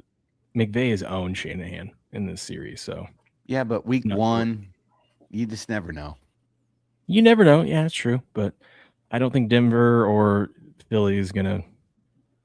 I think that's going to be Maybe one of them upsets them, but I don't think so. It's going to be hard to go through those three teams right there without dropping. I'll tell you what, it is a lot of travel though. You got to travel out to Australia, then you got to come home for a home game, then you got to go up to Denver, and then the following week go up to Philly. So travel might play a part in it. Mile High, Denver. Early in the season, I don't have a lot of faith in that team this year either. The Broncos. I think they're going to be under their win total from last year. They got a good coach. That matters. They lost a few guys. They lost a few guys, but no one that's like really stands out. The only person that stands out that they lost is Jared Verse, but that's because they traded for Myles Garrett. So they I think what they did was great. So Myles Garrett, they trade for him, and then they also traded for Trent McDuffie, which one of the weaknesses of the Rams last year, who was a team that didn't really have many. One was special teams, but two was their secondary. That's how Seattle was able to beat them, was their secondary. And so what do? They go out and trade for an all-pro cornerback. They get him, and then they also sign another good cornerback that was also on the Chiefs, Jalen Watson. And so that addresses a need right there. Then they go and trade for the defensive player of the year, a guy that broke the sack record last year, Myles Garrett. And on top of that, because they traded for Myles Garrett, looks like Aaron Donald's going to come back and play in some sort of way. That should tell you either two things. It's a great franchise or everyone loves McVay. I mean, could be both. Maybe both. And maybe that's the secret sauce that they got going on. I think they've proven as a franchise that all they want to do is win. They don't care about the future. All they do is care about right now. And that's why you're seeing guys like Stafford hang in there and guys like Donald coming back, trading for Myles Garrett is a dog. He was given 100% effort on that shitty ass Browns team playing in Cleveland and just still showing up to work every day. And now you've got him on a championship caliber team with a potential Super Bowl with playoffs. Like, dude is going to be ready, man. And he's the type of guy who's going to be, he's 100% all go all the time, regardless of where he's playing or who he's playing for. All gas, no brakes. And like Ornery says, there's no cold weather games. I mean, yeah, the only cold weather games that they have really is week 12 at Green Bay and week 13 at Kansas City. No, those are home. Never mind. Those are home games. Never mind.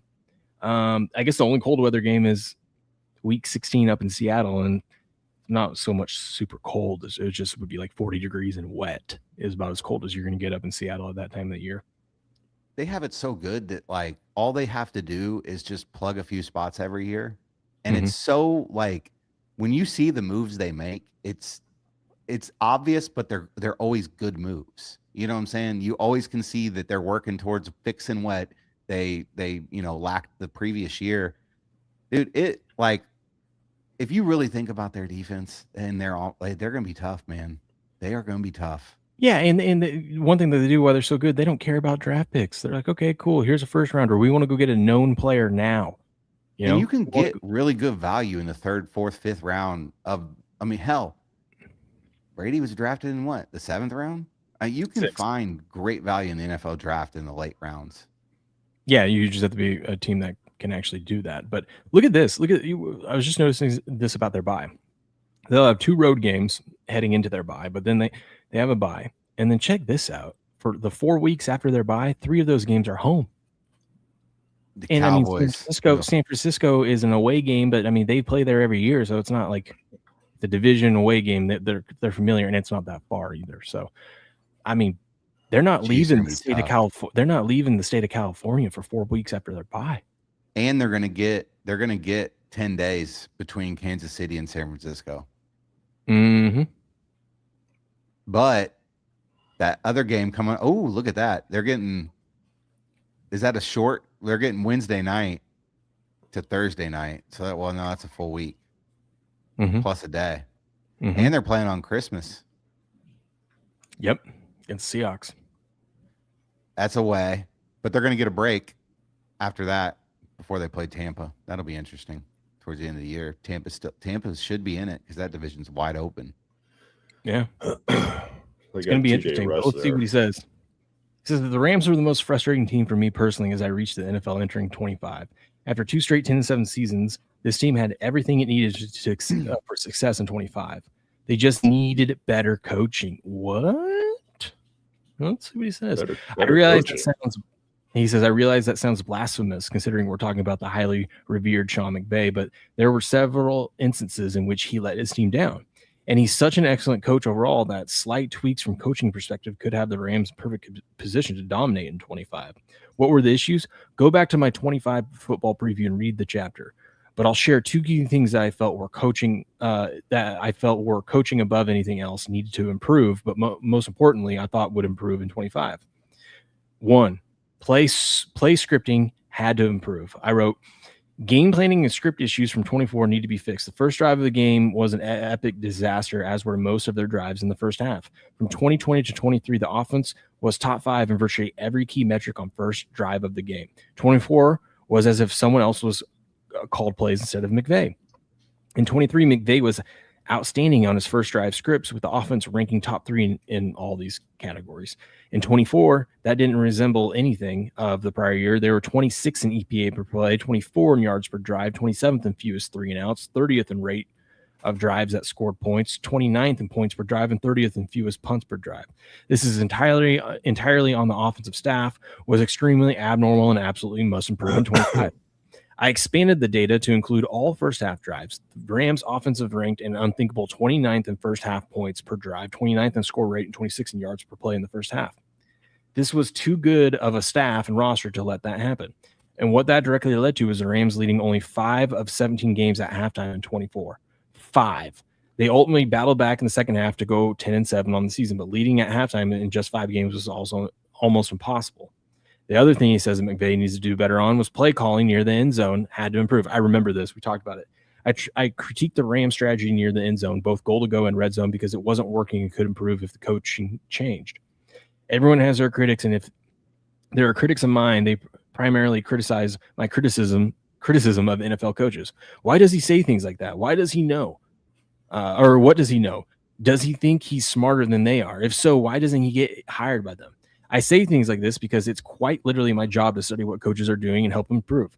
I don't think I'm smarter than any coach, but they often aren't digging into the details enough to realize things that could help, and perspectives from outside of the building often are valuable. And I have been hired by them, both by the NFL owners to work on behalf of their team, as well as directly for play callers to help optimize their weekly game plans. The reason I haven't taken a full-time job is that first, it would be a pay cut, and second, I don't need to when I can achieve similar results as an outside consultant. Well, pat yourself on the back, Mr. Sharp. For the Rams, the fix, I believe, was the personnel, and I urge change in 25. On early downs in the red zone, the Rams used 3 or more receivers at a 91.6% rate, which is by far the highest rate in the NFL. The NFL average was 67%. But 3+ wide receivers in the red zone deliver far less efficiency than sets with fewer wide receivers. For the Rams specifically, on early down passes in 23 and 24, when they were a 3+ wide receiver, they were minus 0.05 EPA per pass, which is 17th, 35% success rate, which is number 22nd in the league, 45% completion rate, 28th in the league, and 17% TD rate, which is 20th in the league. When they have less than 3 wide receivers, they're plus 0.65 EPA per pass, which is second in the league, 67% success rate, number 1 in the league, 83% completion rate, number 1 in the league, and 50% TD rate, number 1. You would think McVay would notice that. Like, hey, when we go double tight end set in the red zone, we score 50% of the time. You think he would notice that. That's kind of strange. What do you guys think of that criticism, though? Because he always backs everything up with numbers. I think it's bold a little bit, but I think there's some truth to it. Yeah. I mean, we saw mistakes that McVay made in that playoff game against the Seahawks. I hope they agree. I hope he goes back and looks at some of that game film, because there were mistakes in that game. That game was very close in that championship game. But there were mistakes. I think there was a lot of times where he just put too much dependency on Stafford to make the plays, and obviously plays didn't happen. There were dropped balls and all that. I think what everyone remembers from the mistakes that were made by the Rams in that game and other key games in the season was special teams. Remember Philly blocking that field goal and taking it to the house for a touchdown. In that championship game, they had multiple special teams mess ups and cost them the game, but which I think is what people will focus on instead of focusing on, hey, McVay really didn't call a good game. And I agree with you, Ghost. I think he is like, and I don't blame the coach saying this. He goes, I have a MVP quarterback here. I'm going to let him go out and ball out. Yeah, I think here's a good terminology for McVay. Sometimes he overcoaches. Yeah, I could agree with that. LA's performance inside the 10 is not a 1 year aberration. Over the last 3 years, the Rams ranked a very subpar 18th in touchdown rate on goal to go drives. That is unacceptable for Sean McVay, Matthew Stafford offense. I mean, that's true. That's true. Real quick, since I was reading that, we had to go past it. Let's see. Straight up record last year, the Rams were 12-5 straight up. They were also 12-5 against the spread. Oh, okay. They were 11-4 against the spread as a favorite. At home, they went 7-1. Against the spread at home, they were 6-2. Against the spread as a home favorite, they were 6-2. So usually when you see some of these good teams like this, they typically aren't. They're either like around 500 or they're average at against the spread because the market just overvalues them. But not the Rams. The Rams are actually a good spread team. We'll see if that continues next year. They were 14-3 on a 6-point teaser. How about that? Good teaser team, the Rams. We're gonna have to tuck that nugget away for this upcoming season. Real quick, looking at the betting lines for their schedule, they are only underdogs once. Projected to be underdogs only once this season. That's week 16 up in Seattle. 1.5 point dogs. That's crazy. That could change though as the season progresses. Oh yeah, I mean it will change. All these numbers will change as the season goes on, but this is just what we project now. 8.5 point favorites against the Giants in week 2. Poor Giants. In addition, one final improvement which I was very confident in and required no coaching adjustment whatsoever was simply Matthew Stafford's performance on third down. I knew this would regress. I said specifically Stafford's performance on third down and fourth downs will improve in 25 and trend more toward his early down performance. He was in 24. Stafford ranked second in EPA per dropback on early downs and number 3 in success rate. But on third downs, out of 33 quarterbacks, he ranked 31st in EPA per dropback and 29th in success rate. That's kind of crazy, dude. This is why I like this book. He gives you the numbers. He gives you those data that we don't, we just think of Stafford, MVP. He's good all the time, right? He's Matthew Stafford. He's good all the time, Crick. But the numbers tell you at third down, he sucks. Ornery did make a good point here. They did lose LaFleur to Arizona. That could be a factor too. The Rams. That's not bad. I was just looking at McVay because I was shocked that it's his 10th year already. Yeah, they brought in a new offensive coordinator, Nate Schielenhaus. I don't know anything about him. No, me neither. Well, guy that can make a name for himself this year. Let's see. All right, we don't need to get into any more of that. Let's see. Oh, here you go, Steps. Your favorite part. Yeah. Which is my favorite part as well. We make the argument of why you should bet under or over 11.5 wins for the Rams. We're like a lawyer in court. We're going to argue both sides, and you're the jury. You get to decide what you agree with most. So why bet the under 11.5 wins this season for the Rams? The NFC West is a meat grinder. The Seahawks won last year's Super Bowl and captured the NFC's number 1 seed in a winner takes the top seed matchup against the 49ers. Rams played the 5th hardest strength of schedule last season. They have the 5th hardest strength of schedule this season. The Rams won 4 of their 8 games against playoff teams last year and piled up an 8-1 record against non-playoff teams.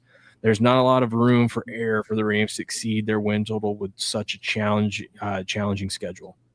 The Rams don't just have a difficult schedule based on the quality of their opponent. Rams have 5 games with more rest than their opponent. However, they also have 5 games with less rest than their opponents. Again, there's not much room for error for the Rams with such a high over-under total for wins.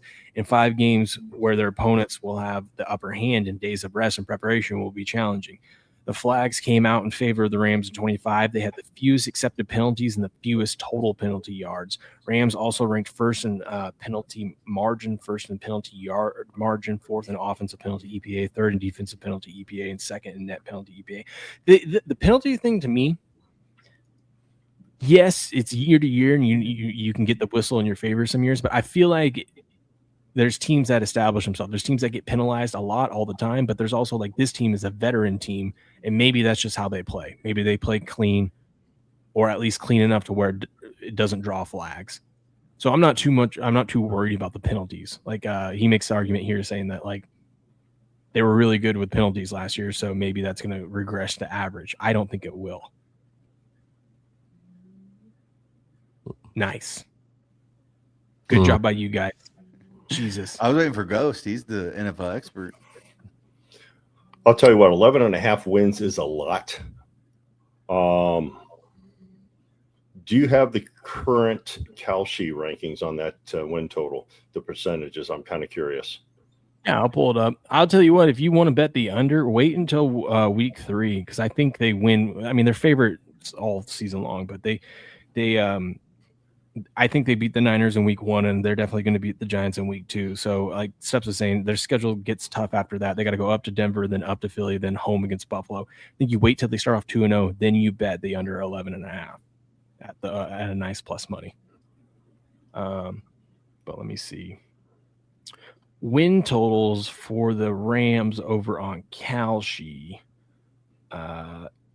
So we're saying if you want to go over, that means they got to get 12 plus wins. They are a favorite to do so now. The market has them at 55% chance of getting 12 wins this season. So it's already at plus money if you want to take the no. I like it. I like it over 11.5 wins, and here's the reason why. It's because you're going to have most people betting on the Rams to go under 11.5 wins, because that is a high win total of 11.5, and people are saying there's no way the Rams are going to win 11.5 games out of, or 12 games out of 17. So I actually like the over. Okay, well, let's talk about that over. Why bet the over on the Rams 11.5 wins? Stafford's coming off an MVP campaign, leading a stacked offense. The Rams were first in yards per play, first in success rate, first in EPA per play, first in points per drive, and first in points per game. Their entire starting offensive line is back. Puka, Devontae Adams, the stable tight ends, and the backfield duo of Kyron Williams and Blake Gorham are still on the team. Rams left meat on the bone with kicking. Los Angeles was 28th in field goal percentage, dead last in third down EPA per play, 32nd in field goal EPA, and 23rd in extra point success rate.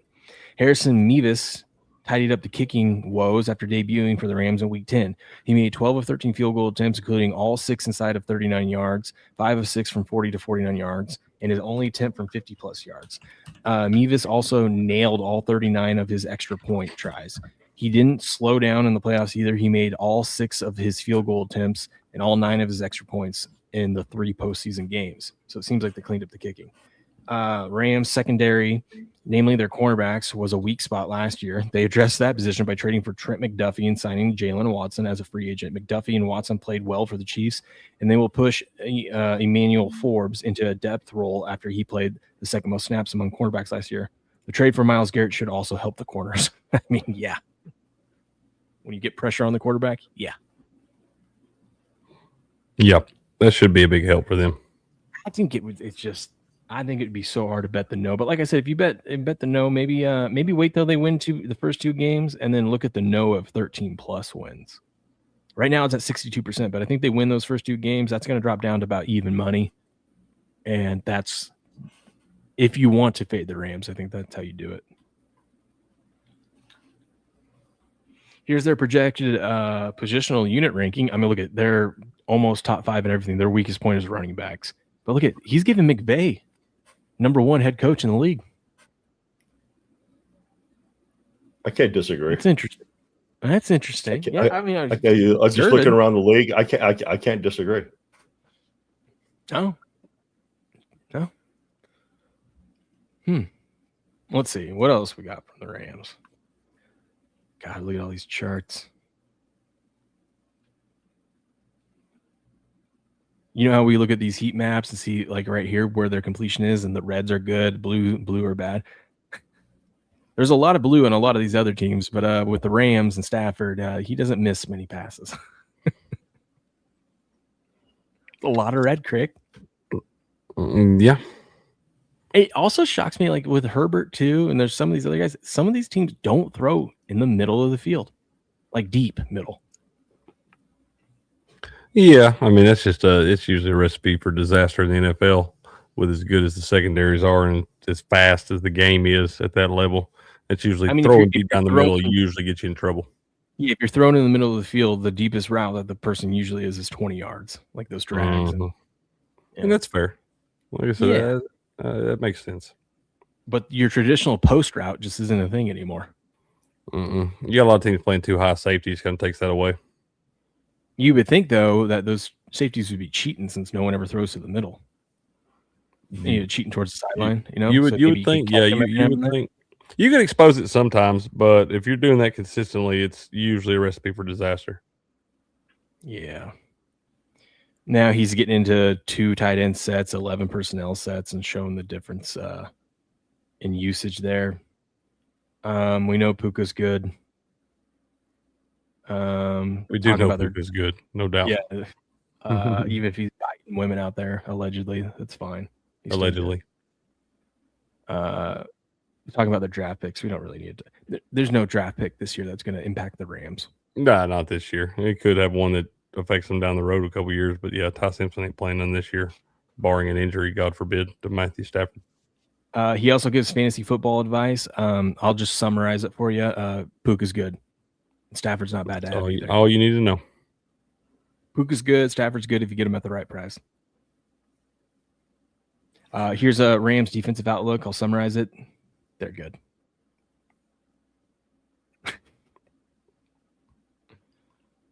Dude, they were number 1 in the league in third quarter points.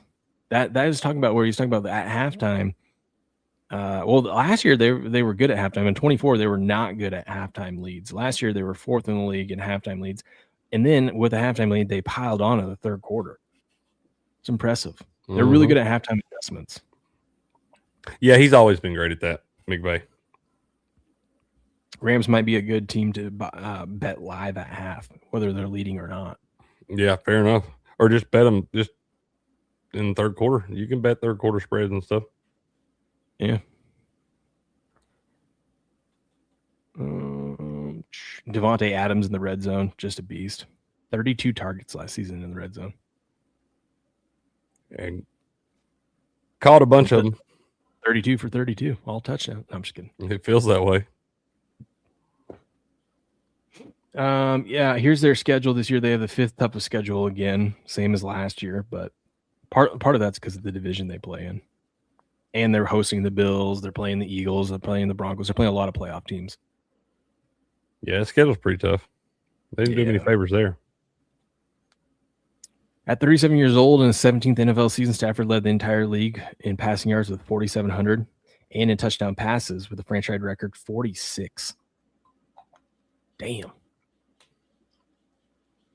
It still baffles me. We've been doing this, and Josh Allen has not thrown 30 touchdown passes in any of the last 3 seasons. We just don't see these guys, like many guys throw 30 plus touchdowns anymore. And here at Stafford's out there throwing 46. Just dropping dimes, baby. Yeah. He set an NFL record 28 consecutive touchdown passes without an interception. Mm. 28 touchdown passes without an interception. Without a pick, insane. yeah. That's insane. How many passes was that? That's got to be the record, right? Yeah, he said it's a record. Consecutive passes. Mm-hmm. Yeah. Let's see. Well, Staffy House can play a little bit. Good news about their horrible special teams performance last year. They fired Chase Blackburn, their special teams coordinator, so they got a new one in. Why did they do that? Because the Rams went 1-4 in games decided by a field goal last year. Well, hell, they lost that one to the Eagles where they blocked the field goal at the buzzer and shit. Yep. Yeah. That is crazy. God, there's so much good stuff in here. So much good stuff. Per use. Let's see. I think, yep, here's the end.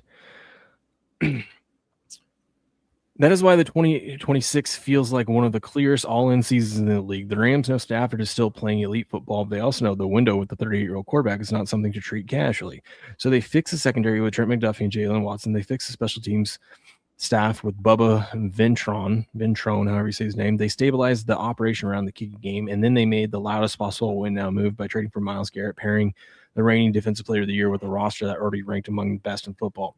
If Stafford's healthy, McVay stays aggressive with heavier personnel identity. Garrett gives the pass rush the closing power at lack, and special teams simply stop sabotaging games. The Rams have every reason to believe they can do what they were good enough to do last year.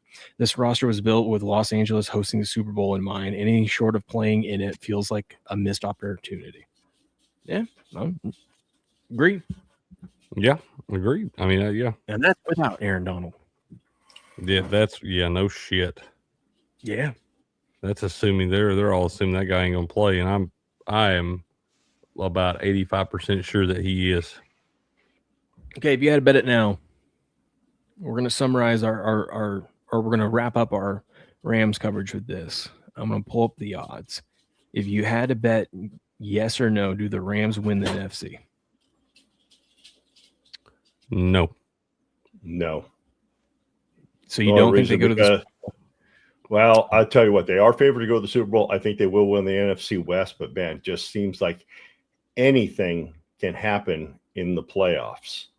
I mean, we saw, obviously, I'm going to bring up the New York Giants on their 2 Super Bowl runs. We back with Eli Manning. We saw what happened with that.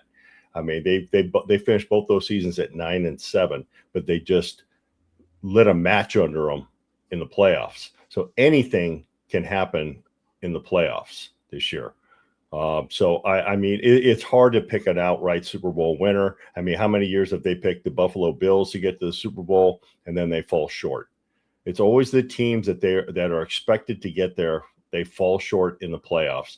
I mean, a lucky kick, a lucky run by another team. Special teams can play into the factor. It's just it's hard really to pick to pick somebody right now to go to the Super Bowl. I would say, and I'm just going to use the AFC as an example. I think if you're going to pick a team right now to get back to the Super Bowl in the AFC, I would pick the Kansas City Chiefs just because of what happened to them last year with Patrick Mahomes. And if Mahomes stays healthy all year, they're going to be on a mission to get back to the Super Bowl, and they know how to get there. I would put them right now as a front runner in the AFC to get to the Super Bowl. I think the NFC right now is more of a toss-up. Yes, the Rams have a clear-cut way to get there. I think we're going to see some regression from the Chicago Bears. I don't trust the Philadelphia Eagles. The Dallas Cowboys are the Dallas Cowboys. They'll fail like they usually do, especially with Dak Prescott getting all bulked up like a bodybuilder. I think that is going to hurt him more than help him.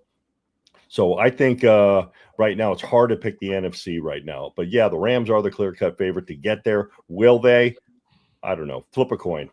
Because the playoffs are just a different ball game. And I mean, the Packers could get there for all we know, because I actually think the Packers are going to win the NFC North. Okay, fair enough. And the thing is, Matthew Stafford ain't the only one that could go down that could be a problem for them. If Puka goes down, that's a big issue.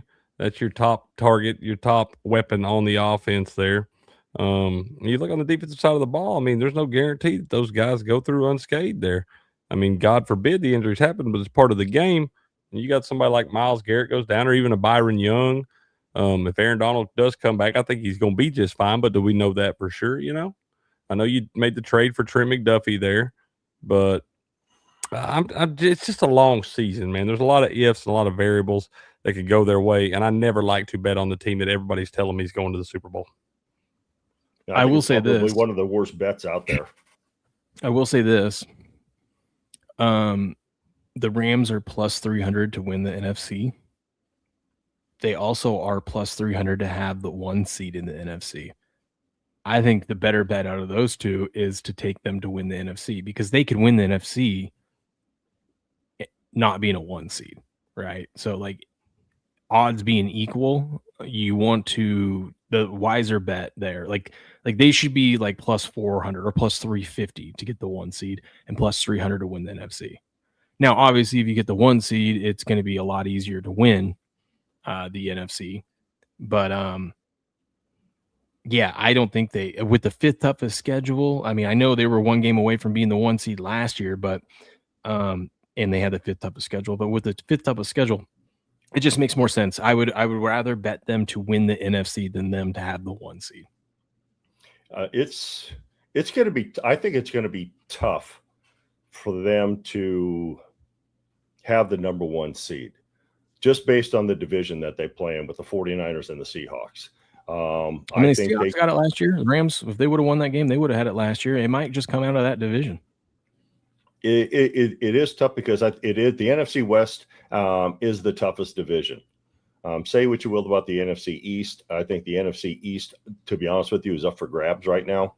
But the Rams are the clear-cut team to win the NFC West. It is a tough division. The NFC South, you're going to get what you want out of that division. I mean, you could probably have you could have an 8-9 team win that division this year. I think the 1 seed out of the NFC is likely to come from the North. The South very well could be. The East, it very well could maybe the East, but probably not. I think the North. It's going to be the North or the West, obviously. But I think the North should. I mean, the Lions have a lot of question marks. We saw some of the play calling that was made last year after they lost their offensive coordinator to the Bears. We saw some of the play calling. It were bonehead moves and all that stuff. I don't know what Jared Goff's got left in the tank, but I think right now, like I said, I'm picking the Packers. Go ahead. No, I was going to say, don't be shocked to see how the Vikings do this year. I think we're going to see a different kind of quarterback out of Kyler Murray. Okay. The one thing going for the Lions is they by far have the easiest schedule this year, which is going to help. Yeah. So the Lions might look at what are the Lions to have the 1 seed? Let's see. Oh, they're the second favorite, 10-1. No. That's best regular season record. Sorry. Oh yeah, they are 10-1 also to get the 1 seed. The Lions? I'm going to make that bet. I actually like the Packers to win that division. Maybe. I'm looking at schedule though. I mean, the Packers have the 17th, so they have like an average schedule. The Lions have the easiest schedule. What do you think, Steps? I don't think it matters for the Rams. I don't think it matters who they're playing. They're going to be better than all the teams on their schedule. I guess it's a matter of just like rest and where they're coming from and if they're on the road and back-to-back stuff and injuries. So I think they should be a favorite in every damn game they play. King says, wait, so the Cardinals have the toughest schedule? Yeah, dude. Look at the division they play in. Yeah. And they're the bottom feeder. Yeah. Go ahead, I think a lot's going to tell how both the 49ers and the Rams play in Australia. I mean, we got to see how they play, with all that air travel and all that, see how they play.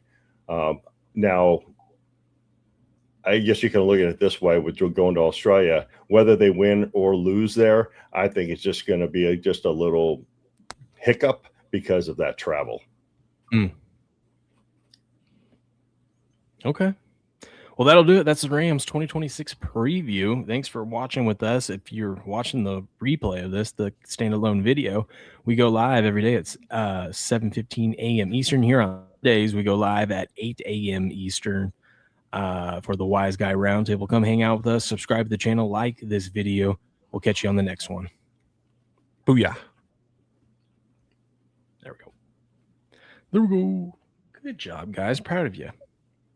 Yeah. Not really, because sat there with blank stares the whole time. Yeah. I got some other things. NFL's like paint drying right now. What? I said NFL's like watching paint dry right now. No, it's not. This is the exciting. What do you want? The WNBA All-Star game? I would rather just talk about shit. I can't wait for an NFL exhibition. Because I did pretty good last year wagering on it. What are we, August 6th, right?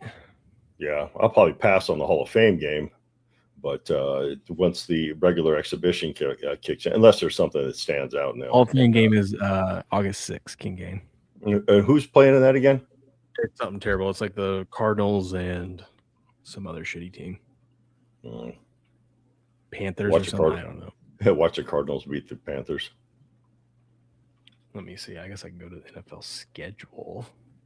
Yeah, see what that see who plays and see what that spread and totals at. Hall of Fame game. It is, yes, the Panthers and the Cardinals. Gross. What's they do 2 NFC teams? You think they take an spread? What's the spread on that game? Carolina -1.5. Total of 36.5. Did you say Carolina -1.5? Yeah. I like the Cardinals +1.5. I like the under. Yeah, you think? This one's right in your wheelhouse. Under 36.5 on a Hall of Fame. There you go. There you go, Steps. Yeah, there's an under for you right there. 36. That'd be 14-10. 14-10 Cardinals. I can't do preseason though, but if that was a regular season game, I'd hammer it. Yeah. Me and Ghost were always on the same side of all those. You gotta love unders, man. Well, not too many of us love them. That's gonna do it for us today, though. Good show by you guys. Proud of you. 2 hours, nice, crisp, clean show. Yeah, you didn't take a shower or a poop in the middle of it. Not this time. Maybe next. You have to tune in. Or like what Beardo says, he's got to go take a hot, steamy diarrhea. Yeah. Remember, we got a PO box now. I still have yet to receive anything from any of you guys. So, do you? Oh my goodness! Yeah, I got it on Friday. That was our big show announcement today. Breaking news. Listen, Steps. The chat asked me to do something. I do it, and I do it on time. Does it cost money? Yeah, it's like 80 something bucks for 6 months. Why didn't you make it game on? It was extra paperwork to fill out for your business, and I have just like you, it's just an LLC that it's basically me, so I just put it under my name because you have to go through all this extra paperwork for a business instead of an individual. Okay, but we got one. We got one, Crick. Got one. Love that, man. Man of the people. Some random shit to you. Will, can you send me a hundo? No. I got the PO box so you could send me a hundo. That's the deal. That was the deal. I'm definitely sending something random. Please do. No return address on it. By the way, I don't know if you see those cards back there. Those are the Disney cards you guys sent. Kids love them. You gotta send them like a Playgirl magazine. Might have to do a Disney break, Will. With the kids. Might have to. They like those cards back there. I top loaded all of them just so they won't bin the shit out of them, even though they're worth nothing. Try to make them last. Get him a blaster. If I can ever find one, I will. You just order it. It comes to your doorstep. Be here by the time you found one. Uncle Steps to send them one. You could order one right now and it'd get there by the time you'd even think about going to get one. I've already done a lot this week. I got a PO box. I still got a Lego set to build. Okay, and we'll put the ordering the Disney stuff on the back burner. Okay. You got a PO box. It's just like, man, that was a lot of work. It was like 5 minutes of filling out paperwork. Anyways, Steps, what do you got going today? Just chilling. No breaks? Yeah. We got one about 30. A little baseball. And tonight we got a little football action going. A little Battle Arena Bo Jackson Tecmo Bowl in the Tops Chrome at 8 o'clock tonight, man. So, yeah, we got rips today, baby. Yes, please do send me a blow-up Tom Brady doll. Please do. I have a good one planned for next Friday. What's that? WWE Cosmic Chrome. Ooh, that sounds fun. Cosmic Chrome's fun. Yeah. Ghost, where can people find you and what's your schedule? You can find me at Ghostwind Sports on all platforms, all my exclusive action over on sportsconsultants.locals.com.